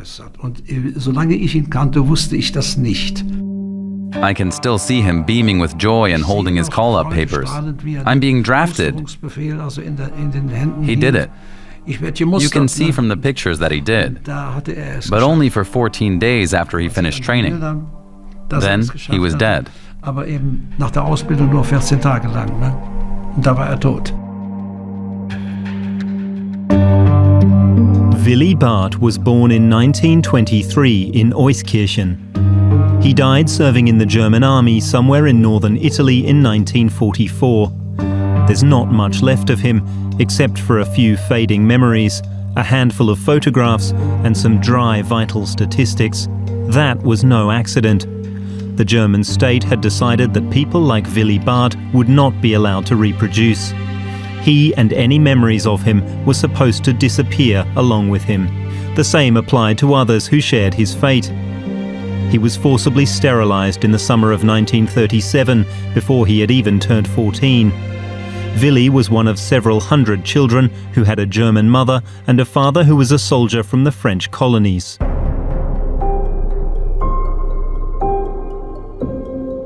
A whole world collapsed in November 1918. Prussia's might and glory were no more. It was all over for Kaiser, God and fatherland. After 4 years of slaughter, 10 million soldiers lay dead on the battlefields. And as many people died on the home front as well, both in Europe and beyond. The moment of the victors had come. On June 28, 1919, the Allies received a small delegation of diplomats from Germany. The representatives of the German government signed an accord under protest because it was largely imposed without any input from them. In particular, the French government, led by Georges Clemenceau, remained staunchly unbending. Never again was Germany to pose a threat to France. The treaty put all German territory west of the Rhine under Allied occupation for 15 years.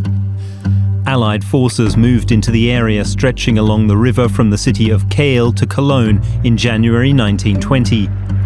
Of the 100,000 troops in the French Army of Occupation, more than a fifth came from the French colonies: Algeria, Morocco, Tunisia, Senegal, Madagascar or Vietnam. German troops had encountered them on the battlefields near Ypres and in the trenches of Verdun. Horror stories about the African soldiers' savagery made the rounds on the home front. As a result, the Germans were awaiting their French occupiers with no little trepidation. During these days, many Germans saw people of color for the first time in their lives. Until just before World War I, there was no question of deploying black soldiers in Europe. Then an officer named Charles Mangin wrote a successful and controversial book in 1910 called La Force Noire, the Black Force, where he said, the Senegalese riflemen are good soldiers. They've proven themselves in Africa. Why shouldn't we deploy them in a war in France? It was clear that France was afraid of Germany. In 1914, Germany was a stable, rich, powerful country with a population of 65 million, and there were only 39 million French to stand against them. It was a foregone conclusion that the relationship was completely lopsided, and that France was doomed to defeat militarily, so they needed to find soldiers. And Charles Mangin proposed that they rely on an immense reservoir of African troops.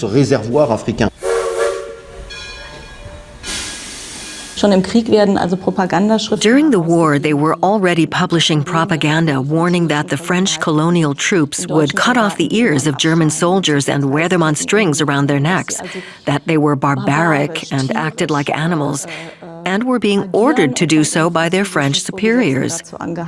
Stories like this and all these fears were already being whipped up anyway. Now their focus was simply redirected onto these colonial troops in the Rhineland. And then, of course, there was also deep-seated racism that wasn't just confined to the Germans. The idea that troops from North Africa, Senegal, and Vietnam were now in a position of power over the German civilian population. Well, that was a reversal of the established colonial hierarchy, wasn't it? That these colonial subjects could now exercise authority over Europeans who had once been colonial masters themselves was perceived as extreme humiliation. Das wird wahrgenommen als extreme Erniedrigung. The abdication of Kaiser Wilhelm II, whom the Conservatives revered as a symbol of national identification, on November 9, 1918, merely compounded the sense of crisis. Philipp Scheidemann, one of the Social Democrats' leaders, rushed to declare the end of the old order. Arbeit und Soldaten. Der Kaiser hat abgedankt. Und seine Freunde sind verschwunden. Über sie alle hat das Volk auf der ganzen Linie gesiegt. Seid euch der geschichtlichen Bedeutung dieses Tages bewusst. Unerhörtes ist geschehen. Das Alte und Morsche, die Monarchie ist zusammengebrochen. Es lebe das Neue, es lebe die Deutsche Republik. But the fledgling republic was in danger from the outset, because what was old and rotten hadn't really disappeared. In fact, quite the contrary. The guardians of the old order became the foes of the new democracy. They rejected the idea of the Weimar Republic and above all repudiated what they called the shameful Versailles Treaty, and those who, in their opinion, were responsible for it, the German Social Democrats who signed it. In March 1920, General Walter von Lüttwitz led the army in an unsuccessful putsch to overthrow the democratically elected government of Chancellor Gustav Bauer. In response, French troops then occupied cities east of the Rhine as well. Moroccan regiments marched into Frankfurt am Main on April 6, 1920. There were clashes with demonstrators and the Moroccans opened fire, killing 9 people and wounding many more. The incident in Frankfurt was exploited as a welcome opportunity to ignite the smouldering German rage against the French occupiers. From spring 1920 onwards, nationalists, revanchists and racists used every available means of propaganda and disinformation to orchestrate a campaign against what they dubbed black shame. None of the slogans or images used back then could be called innocent. The toxins spewed in this campaign continue to poison our lives until today. Old delusions in new guises that eat into the heart of our society. The protests against the presence of colonial troops on German soil didn't just come from nationalistic or racist circles. High-ranking politicians supported that opposition too. Wir können es nicht verstehen, wie die Kulturwelt schweigen kann zu diesem uns aufgezwungenen Schmutz. Wie sie schweigen kann zu den vielen Sittlichkeitsverbrechen, der Verseuchung der Bevölkerung durch Geschlechtskrankheiten und anderes mehr. Dass die Verwendung farbiger Truppen niederster Kultur als Aufseher über eine Bevölkerung von der hohen geistigen und wirtschaftlichen Bedeutung der Rheinländer eine herausfordernde Verletzung der Gesetze europäischer Zivilisation ist, sei auch hier erneut in die Welt hinausgerufen. Friedrich Ebert, Reichspräsident. You can view this campaign from 2 perspectives. One is a propaganda campaign directed by the state. The attempt to overturn the conditions of the Versailles Peace and influence the setting of further post-war conditions. It was aiming to re-establish international solidarity with Germany. Germany wasn't in the League of Nations at this point. That, on the one hand, would be a classical political historical standpoint. But on the other hand, the question is why this campaign spread and appealed to so many other people. The wartime defeat was viewed as a failure of the military leadership and the monarchy, but also a failure of German soldiers, although this was not recognized openly. The Black Shame campaign didn't want to admit that.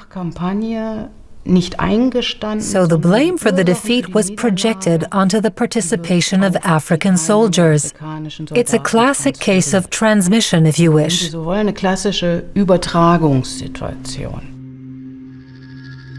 leaders of the campaign wanted to publicize reports of mass rapes of German women internationally. A few days after the clashes in Frankfurt in April 1920, an article appeared in England denouncing the presence of French colonial troops on German soil. The author of the article was the English journalist and Labour Member of Parliament Edmund Dean Morel. Morel verurteilt in diesem Artikel. In his article, Morel condemned the French occupation on the Rhine and its use of black troops, which he described as a horror, a terrible situation. He was already in contact with German officials and was getting information from them. Offiziellen Stellen und erhält Informationen. As far as influencing British public opinion about the occupation of the Rhineland using black soldiers is concerned, a number of English politicians and journalists staying in Berlin in the last few months have been granted access to a large number of documents pertaining to the conduct of black troops in the occupied region. Morel has used the material he was given to publish a brochure, The Horror on the Rhine, which he has written to great effect. It was quite apparent that the horror on the Rhine awoke feelings of physical and psychological disgust in everyone.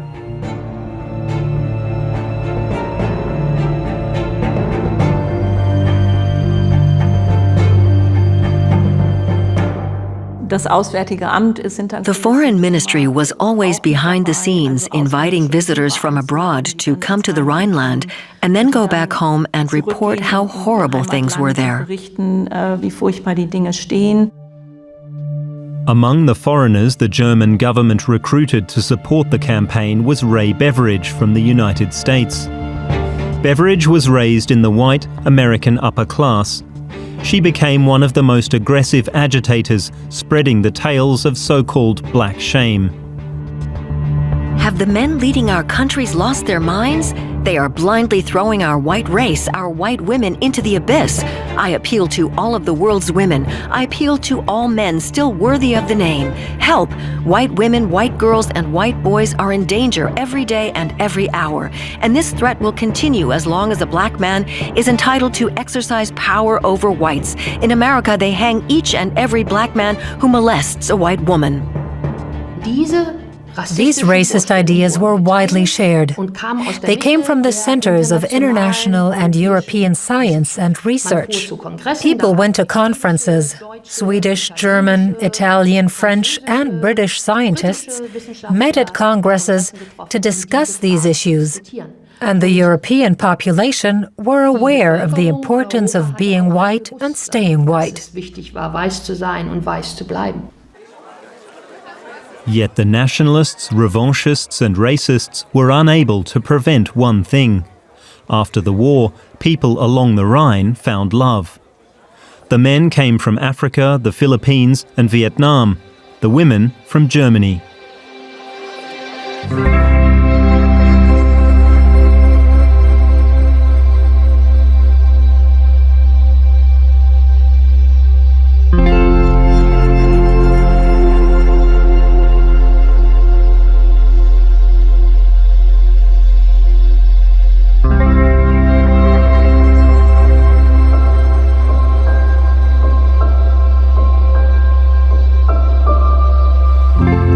Between 1919 and 1928, several hundred children fathered by colonial soldiers were born to German women in the German regions along the Rhine.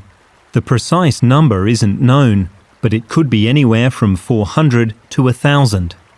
These children and their mothers and their families were socially ostracized from the start. Friedrich Sitzler, a senior civil servant, wrote, Unfortunately, some of the female population did not know how to defend their morals or uphold the honor of their position and national dignity. They engaged in relations with occupation troops in a disgusting way. This fraternization was, of course, not without consequences in many cases. A physician, Franz Rosenberger, went even further.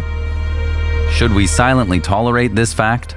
That instead of the light songs of white, beautiful, well-bred, intellectually superior, lively young Germans on the banks of the Rhine, we will hear the cawing sound of dappled gray, low-browed, wide-nosed, coarse, half-animal syphilitic mulattoes.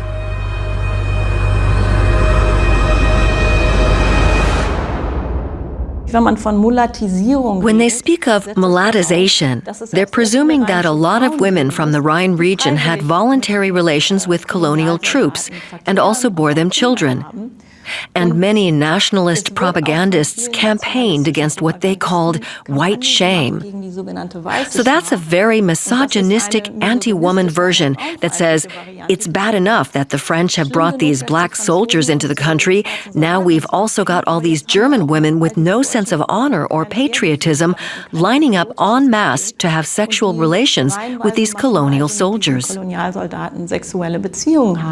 The exclusion touched on there of the white woman from the collective of the German nation is of course racist. The concept is that the German population, the body of the people, regenerates from within, and that anyone involved in racial defilement must be excluded from the body of the German people.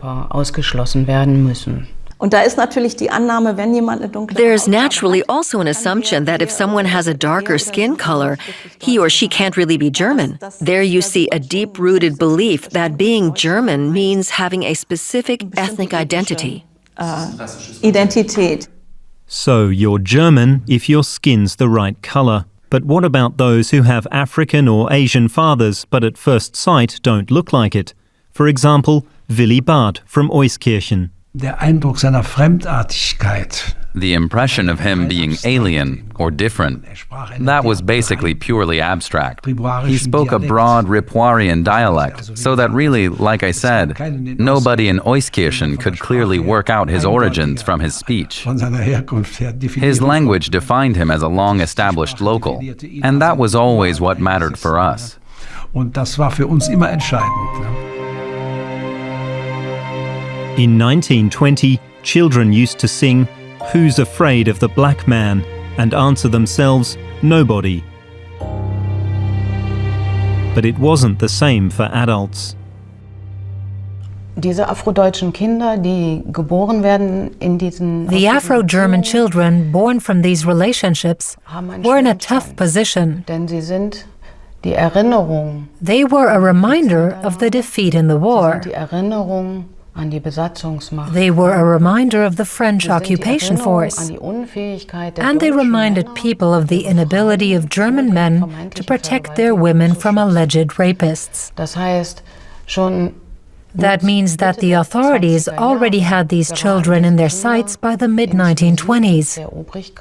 They were perceived as a potential threat. als eine potenzielle Bedrohung wahrgenommen.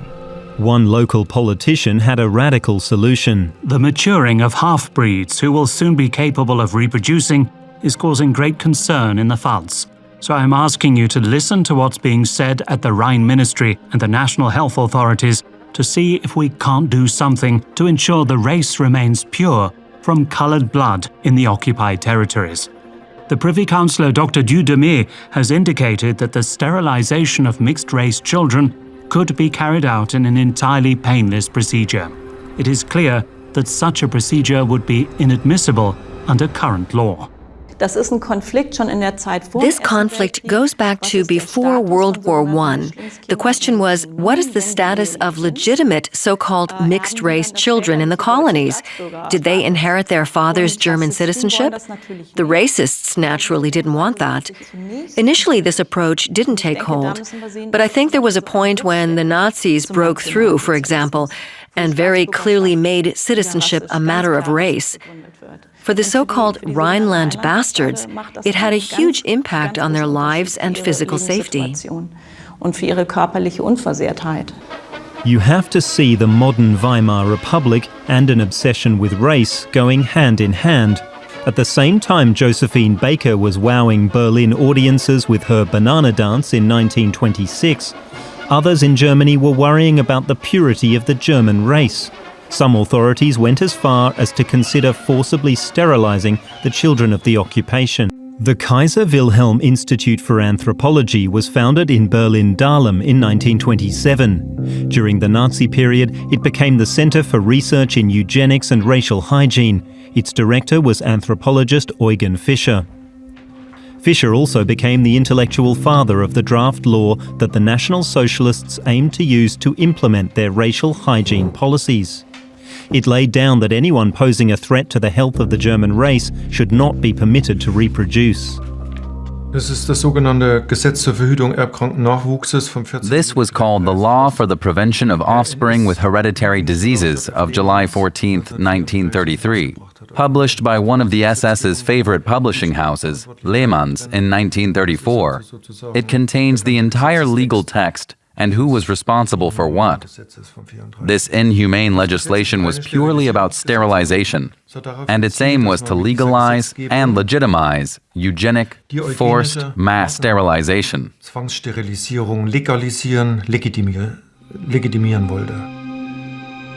Exhibitions promoted public acceptance of the new law. Their aim was to familiarize Germans with the idea of racial hygiene.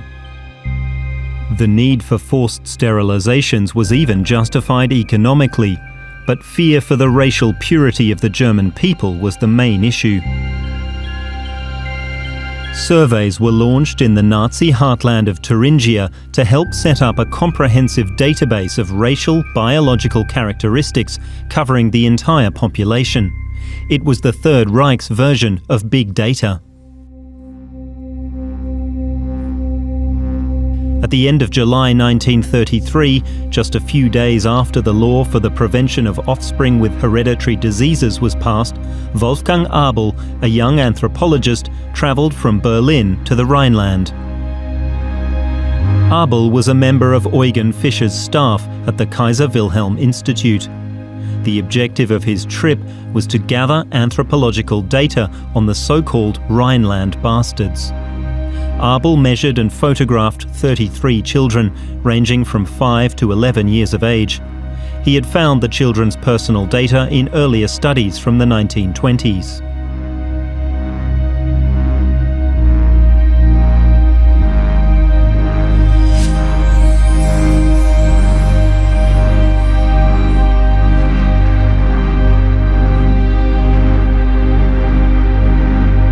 Abel photographed and measured almost all of the children without their consent or that of their parents, which is why the images have been made unrecognizable here.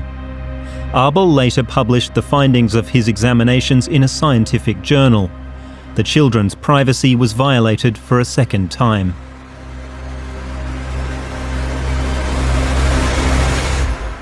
What the National Socialists did, using nose shape and hair and eye color, that was pseudoscience. Race is nothing more than a societal construct. It lacks any scientific foundation. The division of humanity into races was and is first and foremost a societal and political classification.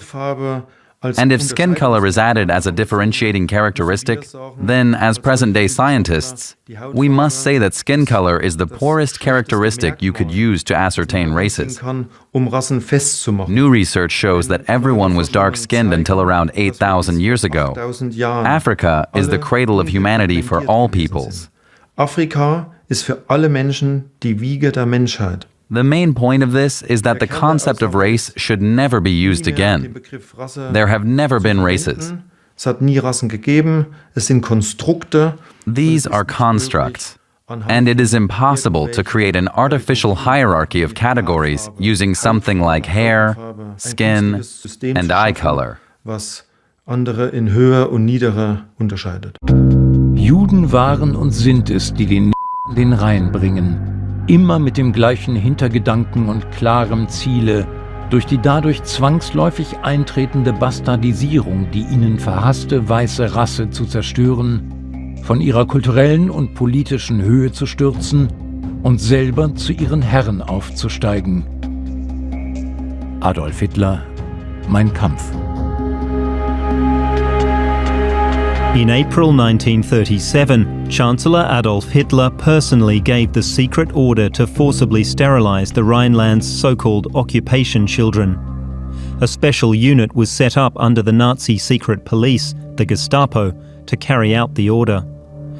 It was called Special Commission Number 3. Special Commission Number 3 was the body that organized the illegal forced sterilizations. All the documents pertaining to the children in question were made available to Special Commission 3. What's interesting is that the children's data were supplied by the state authorities responsible for hereditary issues. As part of the information-gathering process, they had written to all district commissioners and mayors ahead of time. Young Gregor Bartz from Pleit also fell into the clutches of Special Commission 3. He was just 16 years old. There were already a few fascists here in the community, especially in the local police. And there was a local propaganda leader who was an absolutely committed Nazi. I believe they're the ones who reported Gregor.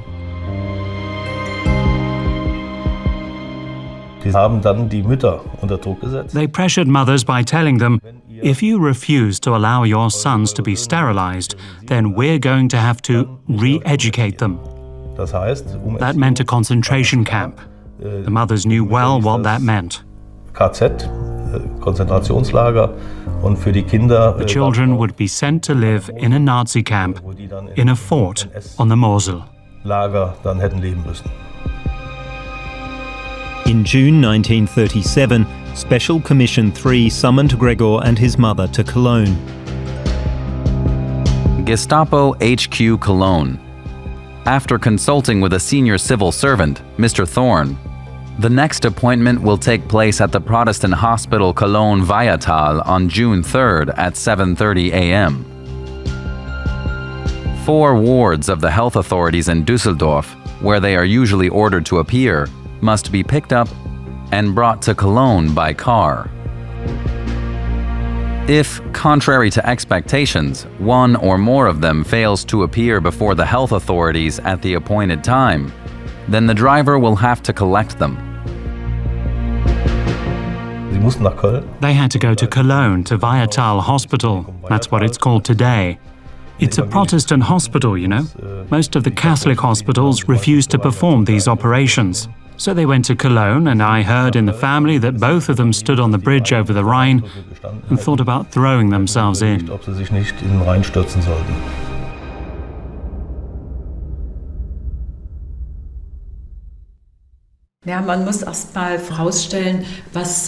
Yes, you cannot emphasize enough what this forced sterilization meant for these underage children. Above all, it destroyed their future prospects in life. It meant abdominal pain, painful scars, and persecution that left them traumatized. That was all part of the program. And the feelings of these children whose honor had been taken, who had been told they were a disgrace, or that they were only half human, that traumatized them for the rest of their lives, I'd say.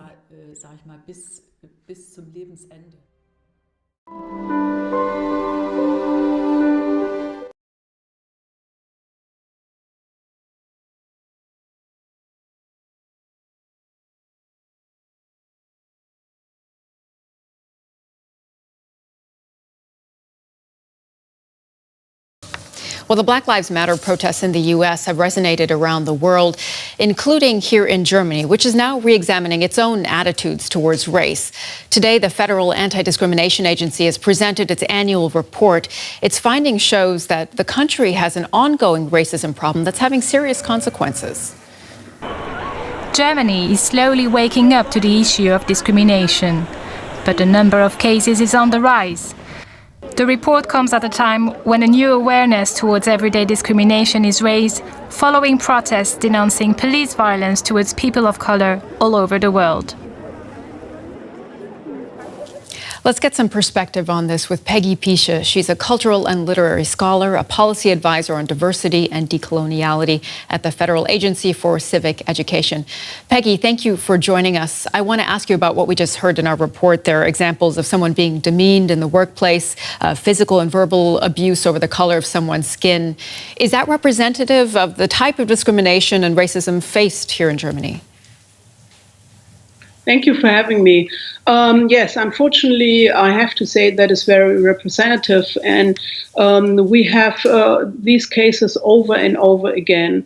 And in your video, you already showed that in Berlin just declared and came out with an anti-discrimination law, and it is also means that in Berlin there was a consultation process with the Black community on their experiences on discrimination over the last 2 years, and this is also where a lot of this information came out. We know about that. We know about police brutality. We have these cases open as well, so we could look at it more directly here in Germany. Peggy, I want to ask you about a discussion that's being had right now in Germany about whether racism here is systemic and structural. Do you think it is? Yes, it is structural, and I think we really need to look at it and look at the history of the German mentality, how we actually developed this idea of Germanness, which is very much tied to the idea of whiteness. So German national identity still equals whiteness in many heads, and regardless of the development of our laws and integration laws. But it is really going back to the Enlightenment period where the idea of Germanness was developed, and which directly led also into colonialism. We never really tackled this phase. It's not a phase, actually, this very influential period of German history, and that's very much led to an involvement in everyday's racism in a structural way. We can see that, for example, that within the German discourse, we don't have enough language to talk about racism, to talk about the experience of Black people. We always look rather to the United States. Well, now there are efforts, Peggy, to tackle this. The Census Initiative to collect information on the Black community here in Germany. There's more discussion about discrimination, as you said. Do you see this as a turning point in how we talk about race and racism here in Germany? I don't know if it is a turning point. It is very important. It is necessary that we get also more statistics, more numbers. But it is also important that we as a society look to this problem every day and see where we can change the way we look at the German society. We look at the idea of who is included and who can't possibly be a member of the society. So by including and collecting more data on Black people and their experience in Germany, we hope to contribute to this discussion, to this discourse, but there has to be more done. Peggy Pisha, cultural and literary scholar, policy advisor. Thank you very much for joining us. Thank you for having me. Well, the Black Lives Matter protests in the U.S. have resonated around the world, including here in Germany, which is now re-examining its own attitudes towards racism. Later this month, for the first time, a nationwide survey will ask Black people about the discrimination they face in their everyday lives. 7, 8, 9, 10. Okay. Their quest for safety took them to this refugee hostel in Dresden. The 30 men were on the road for months. They're from Afghanistan, Pakistan, and Syria. Daniel Molitor helps them get settled. The head of the shelter wants them to feel comfortable. I enjoy this. I don't want to give it up or do without it. I could do without the harassment. That would be nice, if that were absent from the start. Racist thugs and neo-Nazis have been gathering outside the building since the refugees moved in. Daniel films their gatherings. Molitor says they're trying to intimidate them. He's received death threats himself. I've had 2. I've been told to hang myself, or they'd like to lynch me, and that they'll get me eventually.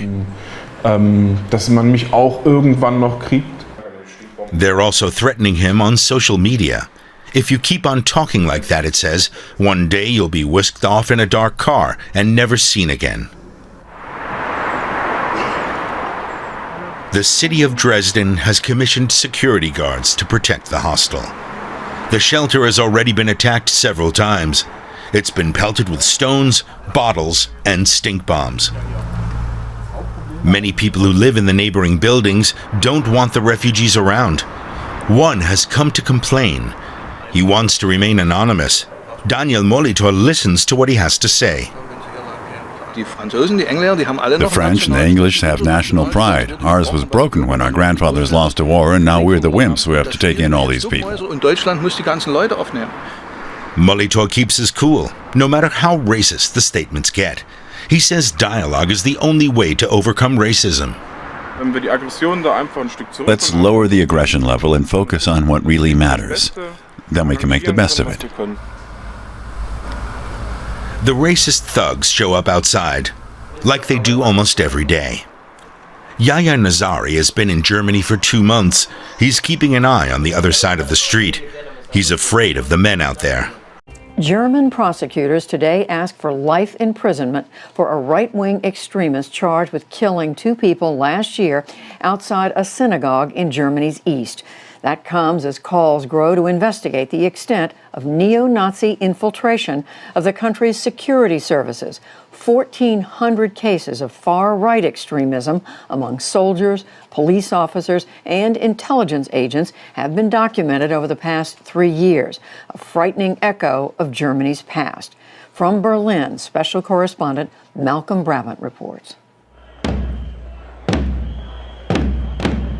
Back to the future in a bleak East Berlin suburb.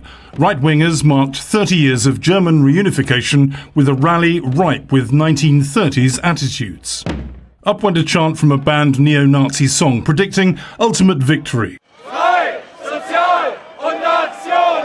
This group has sprung from an outlawed extremist party, the Third Path, that shares ideology with similar European groups. Its logo contains a nod to Hitler's Third Reich.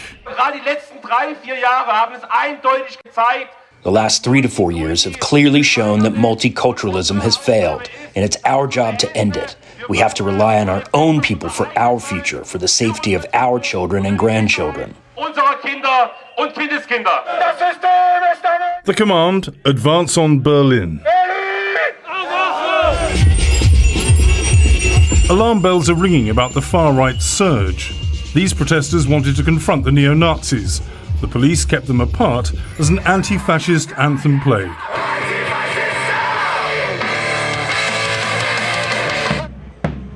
Militaristic displays are outlawed in Germany. The police ordered them not to march, but to, quote, saunter casually. The instruction was ignored. These people are some of the most extreme neo-Nazis in Germany, and there are many groups like this. But what the authorities are worried about is not these people so much who are out in public, it's those neo-Nazis who are hiding in the establishment in the shadows. This video by the Bundeswehr, the German military, eulogizes the prowess of an elite special forces unit called the KSK. But today it's in disgrace. One company has been disbanded because of a right-wing extremist culture. A cache of weapons, ammunition and explosives was found buried at the home of one soldier. If you're looking for a special unit who could take over the German chancellery or the most important ministries within Berlin, then this was the most important unit to do so. Timo Reinfrank's mission is to counter right-wing violence. He heads a foundation named after Amadeo Antonio, an Angolan immigrant murdered by extremists in 1990. Reinfrank worries that neo-Nazis have infiltrated other branches of the German military. The problem about the army is that we don't know anything. This is a more or less closed shop that we only hear in the public from special incidents. But we know that the majority of the right-wing scene is full of trained people from the German Bundeswehr. These concerns are shared by Germany's highest echelons.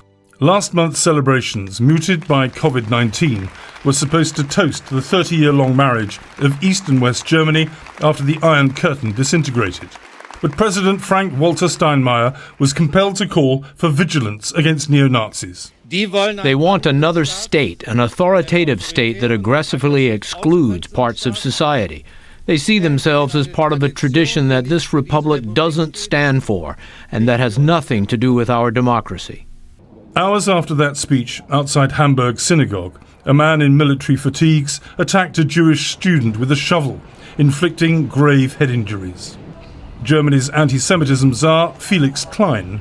Nobody can deny the deadly dimension of anti-Semitism and right-wing extremism in Germany anymore. Right-wing extremism is a big threat of democracy in Germany. The German police are not immune either. Confidence in the police was rocked after 30 officers were suspended for sharing extreme material in online chat groups that included images of Adolf Hitler and depictions of a refugee in a gas chamber. Heike Kleffner leads a non-profit that supports victims of right-wing violence. She is one of hundreds of people named on right-wing death lists. We have police officers who supply right-wing terror networks with information from police database on political enemies, and we have police officers who spread anti-Semitic and National Socialist propaganda. Ferhat Koçak, a left-wing politician with Turkish heritage, almost lost his life because of police collusion or negligence. A police inquiry admitted that officers knew neo-Nazis were planning an arson attack on Koçak, but failed to inform him. The fire spread to the house, and it was luck that we survived with my family. I get a lot of messages with death threats, and I'm not the only one. So a lot of friends also get these death threats, but they always say it is we will wait for the right time to kill you. The government insists that 99% of police officers are anchored in the law and only a minority are rotten. A view echoed by Berlin police spokesman Thilo Kalblitz. For us as police officers, it hurts. It hurts because we join this profession with a certain idealism, and we stand firmly on the ground of our liberal democratic constitution. And if there are people within our ranks who call themselves police officers, but who do not share our common understanding and our oath, then it hurts us no end. Despite official admissions of culpability from both military and the police, activists believe there is not enough transparency. We have a lot of Nazis in authorities, and it is important to start to change this now. One thing that absolutely needs to happen is an independent scientific research on the percentage of hardcore racist and anti-Semites within the German police force. Germany's main concern is the neo-Nazis' ambition to launch a violent uprising one day in the future. This situation is precisely our chance to excite people again for a real alternative, to completely change the system so that the German people can once again live in a country worth living in.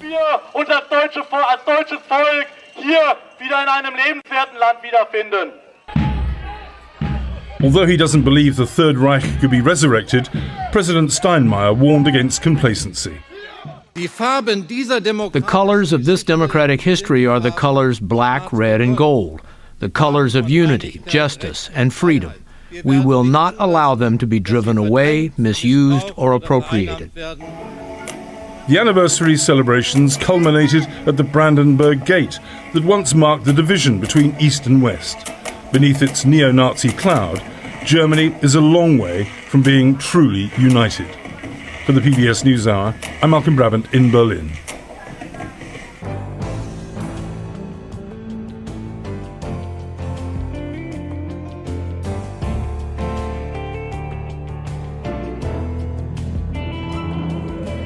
Hello everyone. I didn't think that I would ever talk about this in a video, but in light of Black Lives Matter and all the protests that have been going on because of it, now is the perfect time. I'm going to tell you about how I was subjected to racism while I was just visiting Germany, and how my white German husband felt experiencing hearing this happen to me, his wife. Before I get into this video, I just want to put it out there that I am not talking about myself. I'm not taking away from the cause. I'm not taking away from Black people. I'm doing this because, one, I've been wanting to talk about this for so long, and at the time, because this happened throughout the 2 years that I've been visiting Germany for, I've had racist encounters, and I just didn't know when would be a good time to bring it up. But because of everything that's been happening lately, I feel like, number two, this is to show you that racism is everywhere you go when you're a person of color, and that is not okay. And three, this video is to help you guys out if you are a person of color, you know white people, or if you're white and you need to learn and understand how to talk to other people about racism. And this is especially important for me because I am married to a white person. So let's get into the video. There were 4 separate instances of racism that I encountered while visiting Germany. Number 1 is the most disappointing out of all of them. This was my first time visiting Germany back in 2017. It was literally my 2nd week of being there, and I went to a mall with my husband. We went to the electronics store just to look around at things, and on our way out, a group of 3 teenagers, white teenagers,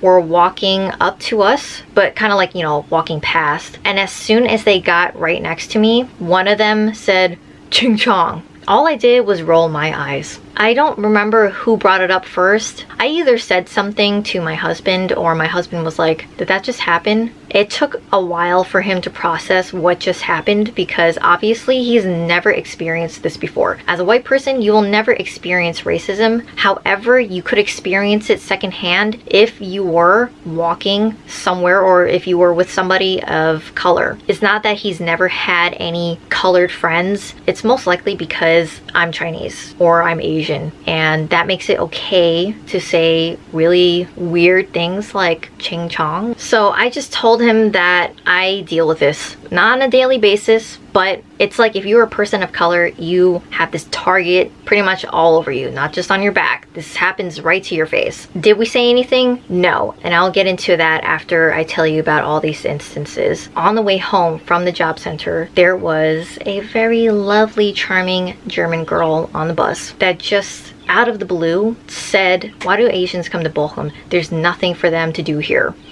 Honestly, I just can't imagine what it feels like to be Asian there and hear this crap from white people and understand what they're saying, because I obviously had to get this story from my husband afterward. Where my husband is very close by to a college, and we see a lot of Asian people going toward the university. So for her to say that just outright on the bus, and mind you, if you didn't know, in Germany, I learned that people don't get loud, people don't really talk. So if you say anything on their public transportation, a lot of people can hear what you're saying. So for her to just say that out of the blue, and even just say that where it's so quiet, I was so shocked to learn that that literally happened right next to me. The girl was standing right here. And the 4th instance of racism in Germany that I encountered was during a family dinner. So weird during family dinner, and obviously very disappointing too. But the first time was just really disappointing because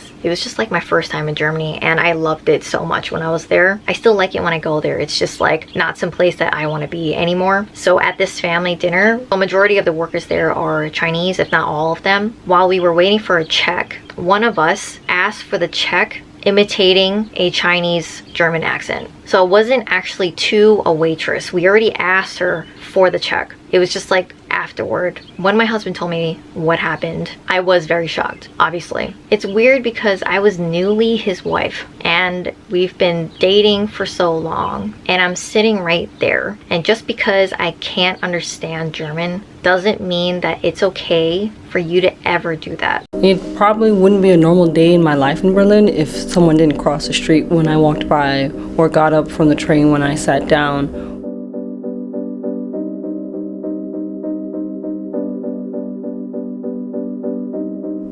All the time, but I just write them off as they're not worth my time. Growing up in Germany as a brown kid wasn't easy. And it often was very alienating. Being 4 years old and not understanding on the street why people are shouting stuff at you, you and your parents are not understanding, but really feeling that something's wrong, you know, that you're not welcome. A PE teacher who sexually harassed me and other young girls when we were 10 and 11 years old. When I went to the headmaster to speak out about the way this man touches us and the fact that we feel very uncomfortable about it, I was told that in this country, this is how PE is taught.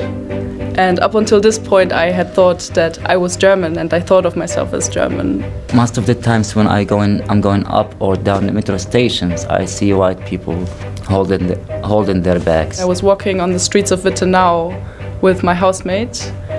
He's Syrian, and a guy chased us and yelled at us why we are so brown. Mainly people shout stuff like, we are in Germany and we speak German here, if you don't like it, go back home. He was saying like foreigners, they come here and they don't know how to ride transportation properly and their feet are too far. I should walk over there and just cut both of their feet off. In my first date in Germany, she told me she pushed herself to have more boyfriends of color because her grandfather was a Nazi. 24 years of being black, you know racism more than anyone else. There's no, after a while, you're not going crazy. You're not just being wildly, negative. It's real. It's happening. The most frustrating thing is having to let it go out of fear of not being treated properly by perhaps the police or being harmed. These things keep on repeating themselves, and that they continuously make me feel as if I'm not at home in this country. You feel like you lost a bit of your integrity if you didn't really stand up for yourself the way you think you should have. So it's always a mixture of emotions, but always sadness that the way you look causes your day to be negative.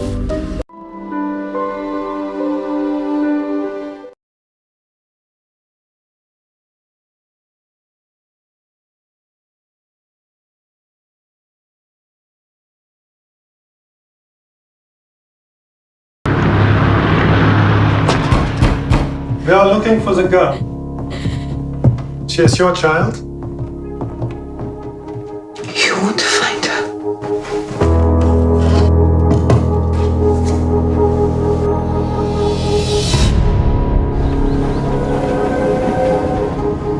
Why are we going to Berlin? To be invisible. It wasn't that I had not known I was different. I have papers for you. Wherever you go, they will protect you. As I reached 16, I realized Hitler had a plan for us. We have a new girl joining us today. Her name is Lena Schlegel. It's a good German name, but your face is so un-German. Schlegel is my mother's name. Shouldn't you be going with them? Are you spying on me? I wanted to know if you were all right. If his father catches you with his boy, he'll kill him before he comes and kills us. Are you making problems for yourself? Aren't you afraid? Of what? War. Mostly I think about what it would be like to fight, to stand up for Germany, like my father did. Hey! Weisswoller's boy. I refuse to let you be arrested because of her. You want her to be special? I want her to be like everyone else. You are the best of everything. For each of us, there is someone. For me, it's you. They say there's no such thing as a Negro of the fatherland. I say I am German. Halt! No! This isn't what a soldier does. That is precisely what a soldier does, whether he wants to or not. Love me where we both belong.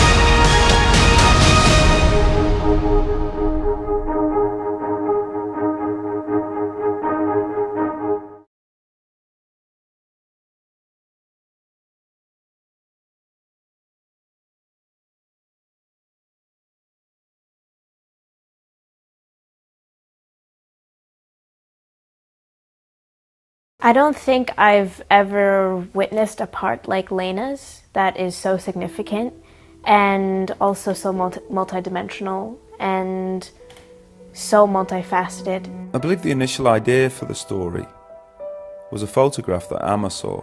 She's a character who is experiencing life at many different intersections, at a really weird intersection in time, considering, World War II.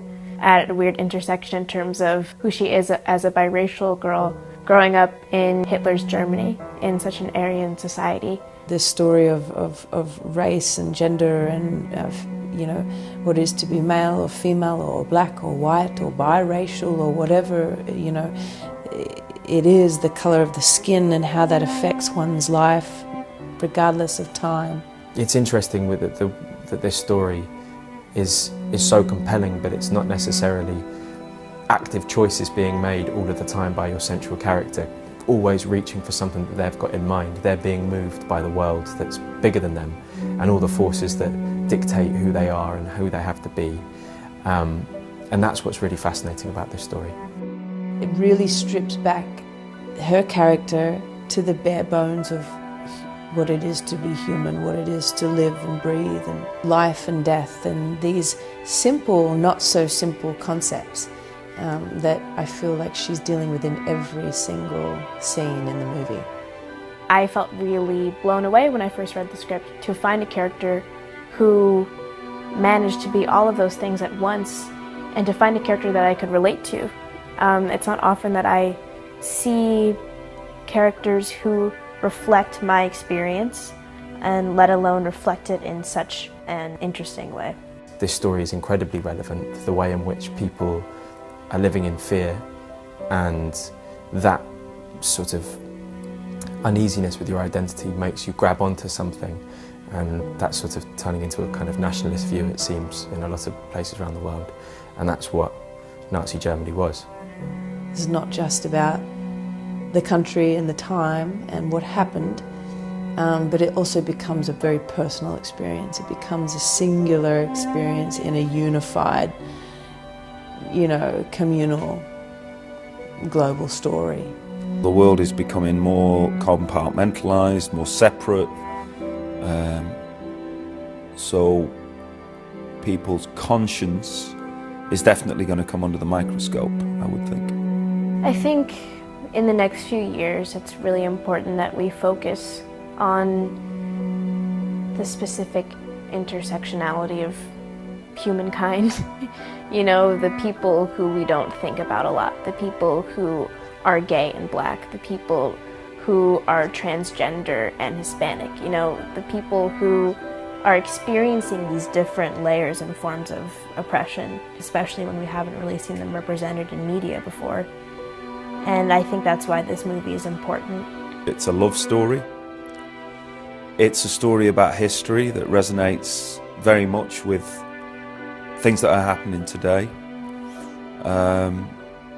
It's about the contradictions in individuals and in humanity. And perhaps it's a warning.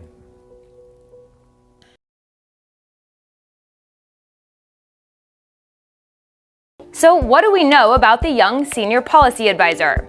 Miller grew up in a Jewish family in Santa Monica, California, and for years he's been articulating the kind of nationalist and populist sentiment that fueled Donald Trump's rise. As a student at the diverse Santa Monica High School, Miller wrote a letter to the editor of the Santa Monica Lookout, slamming what he called his school's rampant political correctness. Miller pointed to the school's celebration of Mexican holidays, the absence of the Pledge of Allegiance in classrooms, and the school's use of both Spanish and English for announcements, which he said were demeaning to the immigrant population and ultimately prevented Spanish speakers from standing on their own.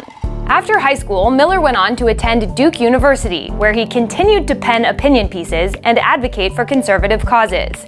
He was particularly critical of the administration's handling of the Duke lacrosse case, and in his farewell op-ed, Miller wrote that he considered it his job to, quote, do battle with the left. He went on to do just that, moving from Durham to D.C. and taking jobs with conservative lawmakers. He spent 7 years working for Senator Jeff Sessions, who is now Trump's Attorney General. Donald J. Trump subscribes to the old-fashioned idea that Americans ought to come first in their own country. Upon joining Trump's campaign in January of 2016, Miller warmed up crowds before rallies, and he was tasked with channeling Trump's populist message into smooth, teleprompted speeches that the candidate could stick to. For example, Miller was behind Trump's speech to a pro-Israel group during the primaries, his acceptance speech at the Republican National Convention, and even his inaugural address. Stephen Miller's uncle has been throwing him under the bus, and it has been fantastic. So it began with a Politico column that I particularly enjoyed, and I want to share some excerpts for you.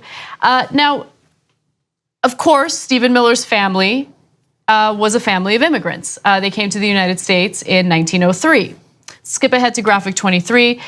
His uncle, David Glosser, writes, this family emerged from poverty in a hostile country to become a prosperous, educated clan of merchants, scholars, professionals, and most important, American citizens. What does this classically American tale have to do with Stephen Miller? Well, Izzy Glosser is his maternal grandfather, and Stephen's mother, Miriam, is my sister.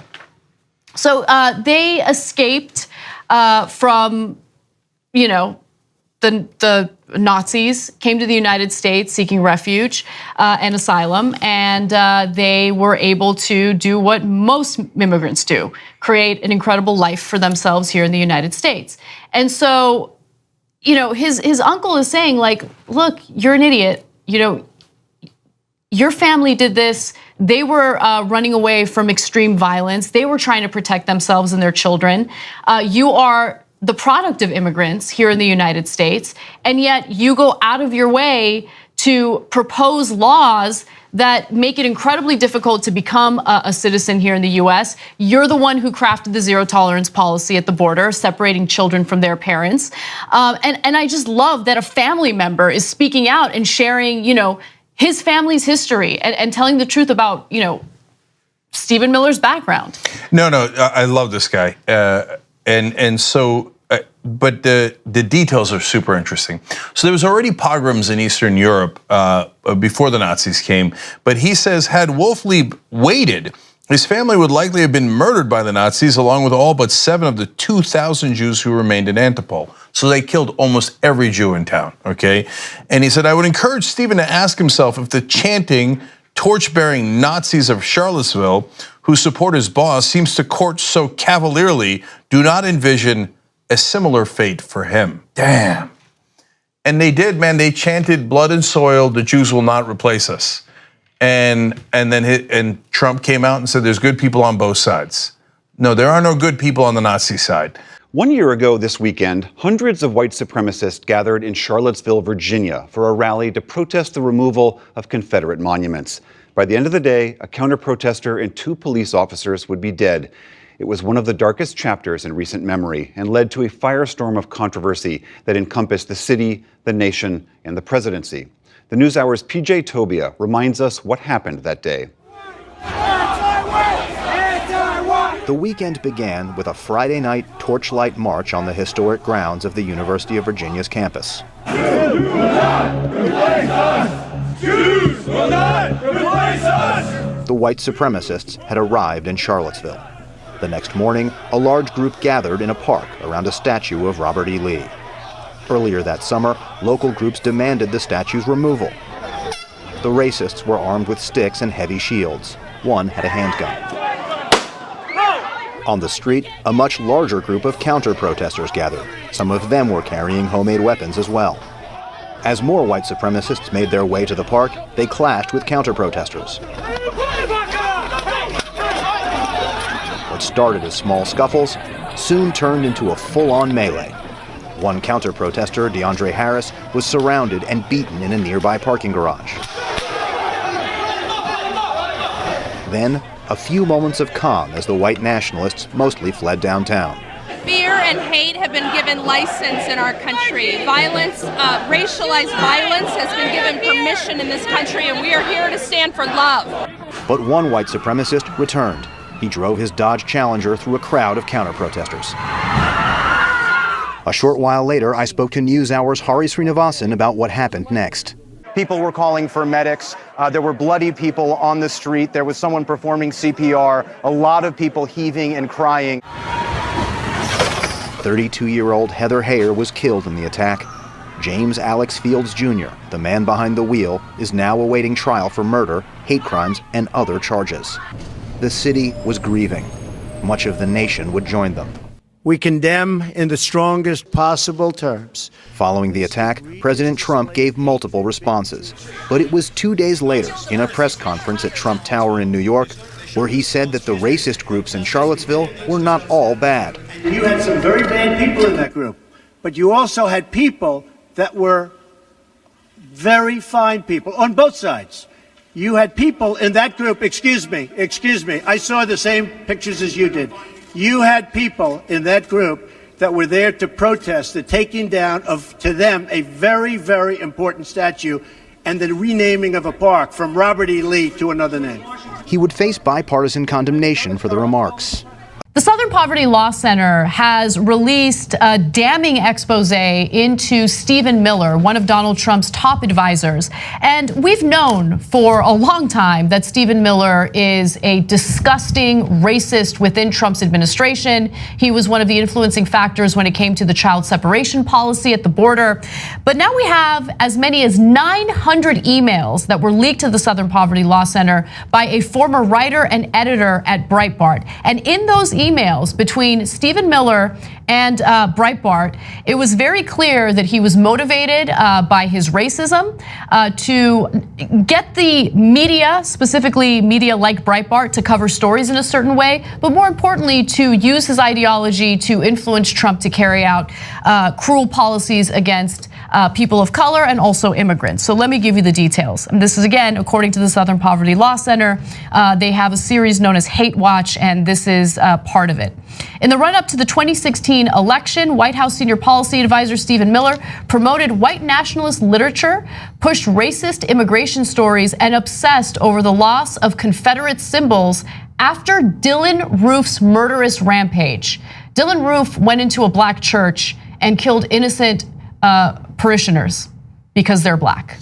They were black. And Stephen Miller happens to be Jewish.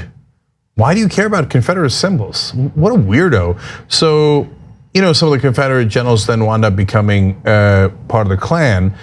Has Stephen Miller read any history? The Klan hated Jews and killed Jews.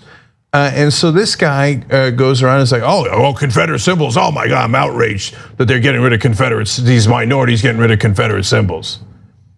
Okay, dude, man, your self-hatred is just glowing. White House senior advisor Stephen Miller on the receiving end of a blistering op-ed. The author calls Miller an immigration hypocrite, saying the architect behind President Trump's hardline immigration policies never would have been born if his extended family had not immigrated to America. The author is Miller's uncle, David Glosser, and he joins me now to talk about this. And we should note, it has been several years since you spoke with Stephen Miller. You want to say that right out of the gate. This is not someone you've ever been close to or spoken to recently. But let me read you a passage of this op-ed, which has received so much attention over the last 24 hours. I have watched with dismay and increasing horror as my nephew, who is an educated man and well aware of his heritage, has become the architect of immigration policies that repudiate the very foundation of our family's life in this country. I shudder at the thought of what would have become of the Glossers had the same policies Stephen so coolly espouses, the travel ban, the radical decrease in refugees, the separation of children from their parents, and even talk of limited citizenship for legal immigrants, had been in effect when your ancestor Wolf Lieb Glosser made his desperate bid for freedom. You told me you knew that this op-ed in Politico was going to get a lot of attention. Why did you write it now? The reason I wrote it now is because the administration has had an increasingly hostile posture towards desperate people trying to enter the country. I had been posting my opinions on Facebook for the past year or two, but various members of the family, as well as myself, thought I could no longer remain, have a, how should we say, a quiet voice on the subject in light of the incarceration of all these children. This was an act of inexcusable cruelty. The situation at the border over the last several months. Not just at the border, but as the children that were incarcerated and have been held captive and whose parents, in many cases, have been sent away separate from their children. Had any other country done this at a time of war, it would have been considered a war crime. They arrived in vans. They arrived in SUVs. Hi, guys. Most of them co-workers, some of them friends. There were 19 of them, each with a story to tell. They all took the elevator to our studio. 3 elevators, in fact. What were all these people doing here? All of them wanted to talk about their years of working for Donald Trump's golf clubs. They also all have another thing in common. Raise your hand, how many of you are undocumented workers? And how many of you worked for the Trump organization? Raise your hand. All of you. All of them say they worked for Mr. Trump at his various golf courses in New York and New Jersey, some for more than a decade, despite being in the United States illegally, from countries including Mexico and Guatemala. They brought with them their work uniforms and stacks of pay stubs from their former employer. Jose Juarez worked as a waiter at Trump's Westchester Golf Club for 10 years and often served Donald Trump. He used to come and we serve him a Diet Coke out of the glass bottle into a plastic cup with ice. Do you think he knew where you were from? Yes, he knew I was from Mexico. You told him? Yes.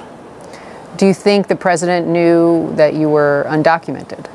I think so. This was an open secret. Lawyer Anibal Romero represents 38 undocumented workers, including this group, all of whom worked at Trump properties. He says 11 of them were quietly fired in January from Trump's Westchester club after the club did an audit in the midst of the government shutdown and the fight over the border wall. The rest of these workers quit given the toxic environment. Some of these employees were the most trusted employees of the Trump family. They've been working there for 10, 15 years. Some of my clients had, the keys to, for example, Eric Trump's house in Westchester, New York. Nearly all of these 19 undocumented workers told us they've met Donald Trump. Sandra Diaz is from Costa Rica and worked as a housekeeper for 4 years at Trump National Golf Club in New Jersey. I work really close to him in his house. Always I with him, with Melania, with Ivanka. Always I stay inside the house with all the family. They know me. I have a keys. I have to go in. I have to take care all clothes, everything in this house. I have to care. Sandra told us she believes Donald Trump knew she was here illegally because he has to sign off on everything at the club. Using vulgar language, President Trump today questioned why the United States would allow people from Haiti and Africa into the country, describing those places using an expletive while suggesting people from Norway might be more acceptable. He reportedly made the comments during a White House meeting with a bipartisan group of senators. The White House tonight is not denying the president made the remarks. Now, we want you to know our report includes that expletive once so that you can hear the complete quote for yourself. And of course, it may not be appropriate for some of our younger viewers. NBC's Peter Alexander has details. The president tonight apparently uncorking another astonishing statement, complaining to lawmakers in the Oval Office about protections for immigrants. Why do we want these people from, quote, all these shithole countries here? According to a Democratic aide familiar with the conversation, Mr. Trump was referring to African nations and Haiti. before suggesting the U.S. should have more people from places like Norway, whose prime minister he met yesterday. A White House spokesman tonight not denying the president's words, but saying certain Washington politicians choose to fight for foreign countries, but President Trump will always fight for the American people. It comes as lawmakers try to hammer out an immigration deal, with time running out for hundreds of thousands of young undocumented immigrants called Dreamers.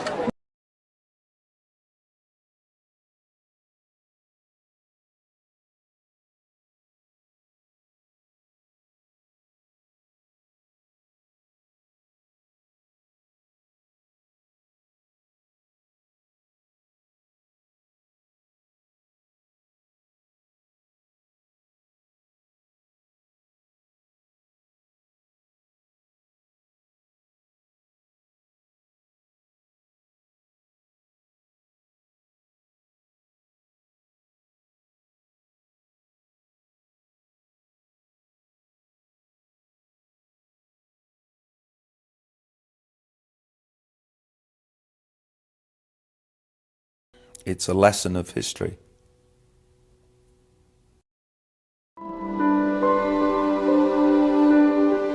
I'm very happy you guys made this movie because you're showing a side of the story that never gets seen. It's, I think so many people don't realize this story.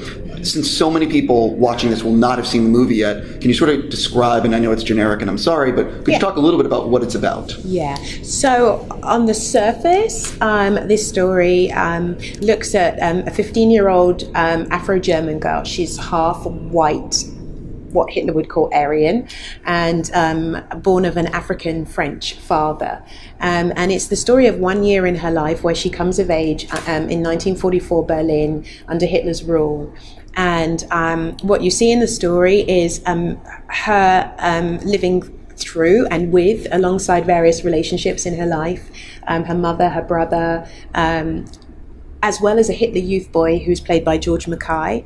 And his journey towards finding his identity is a mirror of what is actually happening with Lena, who's living in this world where she's not part of a group that is targeted for mass destruction in the way that the Jews were, mass murder.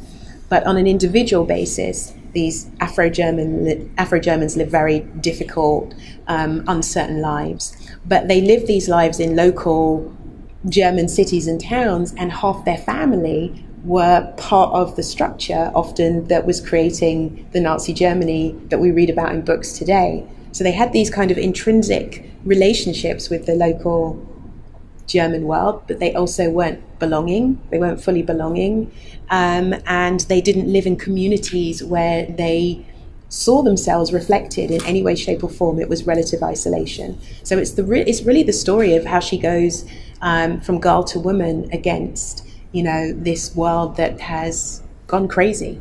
For the three of you, talk a little bit about what your reaction was reading the script for the first time, and what was it about the script that said, I really want to be a part of this? I think Emma has this incredible ability to weave narratives that tell lessons in a really concise manner.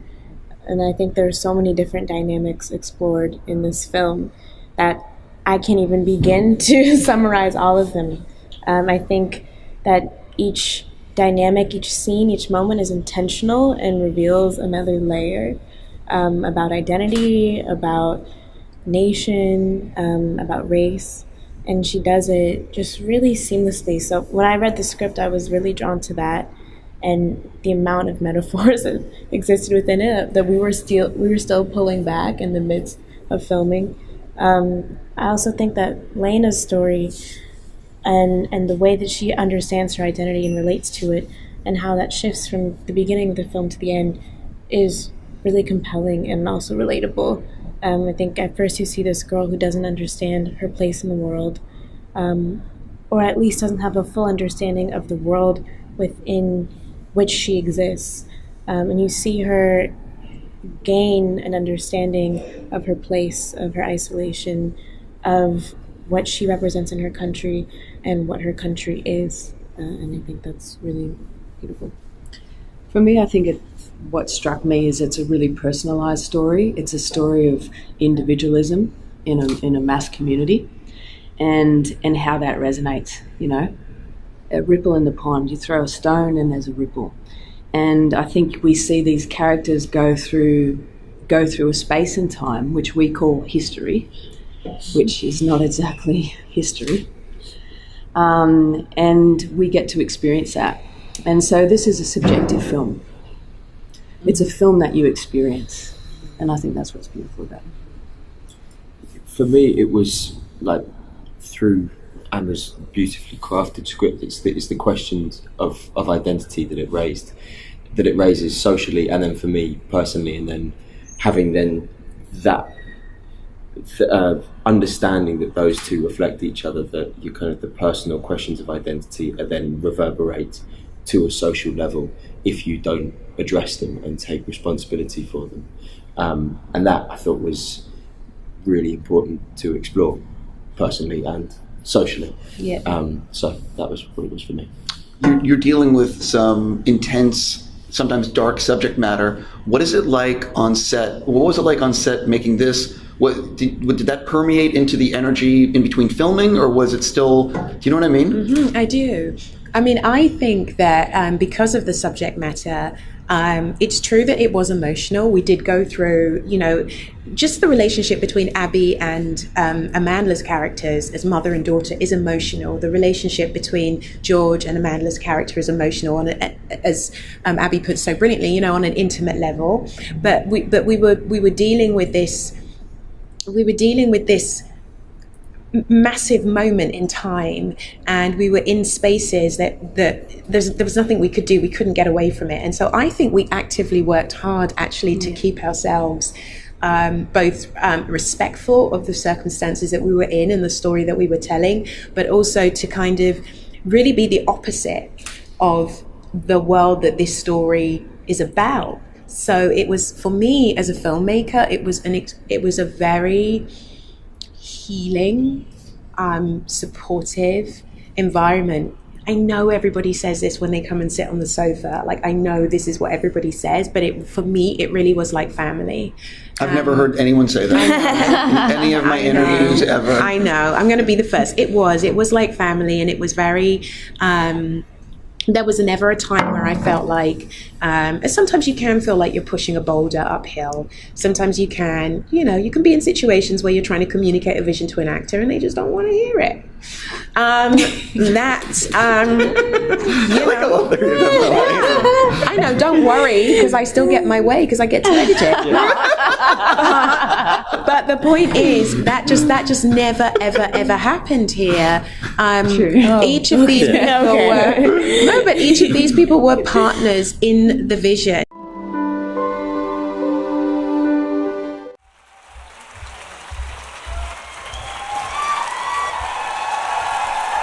Thank you, everybody.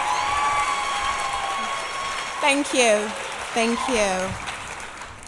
It is my absolute privilege for the cast and me to be here with you to present the world premiere of Where Hands Touch. This is a vision that I held in my mind for well over a decade. It is a story that I have felt compelled to explore after discovering the existence of children of color who grew up in Nazi Germany. With that discovery, the years of research that followed smashed almost every assumption I had about what the lives of these children must be. As I tracked down and was blessed to be able to sit down with Afro-German survivors of the period and listen to their testimony during interviews, a powerful realization hit me: how significantly we are all products of our time and our place. The Afro-German children were not excluded from this, that Black children were not excluded from this, and that Black children were not excluded from the overall spectrum and scope of humanity that such a period generated was extremely halting to me. I realized how little we are exposed to children of color in all the scope of their human emotions on screen, both dark and light in representations of them. I wanted to explore this, as well as platform an untold story, amplifying voices of an experience and a time in history through a gaze that has not yet been shown on screen. I am grateful to the incredible cast who joined me to do this, and I would like to introduce them to you now. They are Abby Cornish,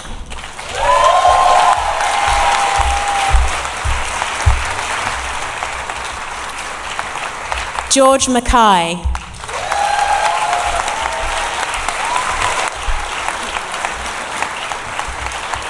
and Amanda Stenberg.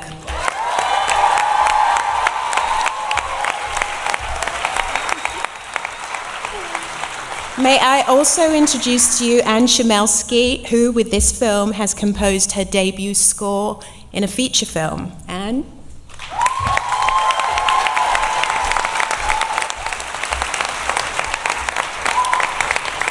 Joining me in the 12-year battle to get this film made was our producer, Charlie Hansen.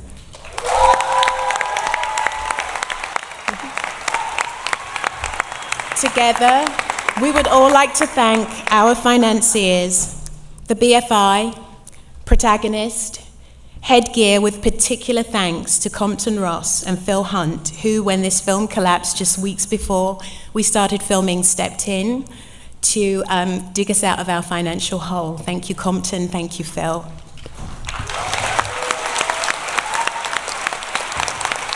We would also like to thank you, media, and our US distributors, Vertical Entertainment.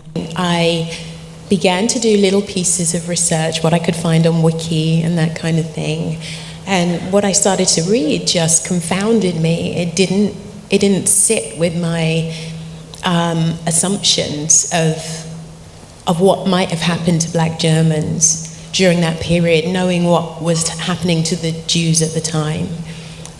So I began to contact different museums, different libraries around the world, hired a researcher to work with me, and we just began to lay out as much research as we could through some archives, private archives, contacting parts of the German government, until we kind of felt we knew enough to start to try and track down survivors. And eventually we did. We tracked down some Afro-German survivors of the period and sat down and began to conduct interviews. And the rest is history. And in terms of coming up with this story, how did that process go for you? Well, I think the key thing for me was this really strange place that Afro-German children resided in, which is that they were not taken away to camps en masse. They were not murdered in camps or outside camps en masse. It was on a kind of individual basis. And so many existed outside of the camp system as well as many going inside. And for those who were left on the outside, they were intrinsically connected to the German local society. Their mothers were Germans, and those mothers belonged to families, and the likelihood that those families were not involved in the Nazi regime was very tiny. So this kind of intrinsic connection that they had of trying to assimilate, not belonging, being part of local life, but not a full part of local life, this kind of duality and weird space that they existed in, was really something I wanted to try and understand and find out more about, and that's really how the story came about. I needed a comparison, so I needed someone who obviously wasn't in a position of persecution, but I also was one of those people, I'll admit, who would often go to Germany and see a German who was older and ask, "Who were you? What did you know? When did you know it? And what did you do when you knew?" And that was a question I couldn't stop myself asking over and over. It's a kind of key question in this film. What did you know? When did you know it? And when you knew, what did you do? Yeah. Thank you. Please talk a little bit about the casting and assembling this incredible group of actors. Yeah, well, this is an incredible group of actors. And I want to officially be able to say thank you to all of you for your work. Thank you. Yeah, thank you.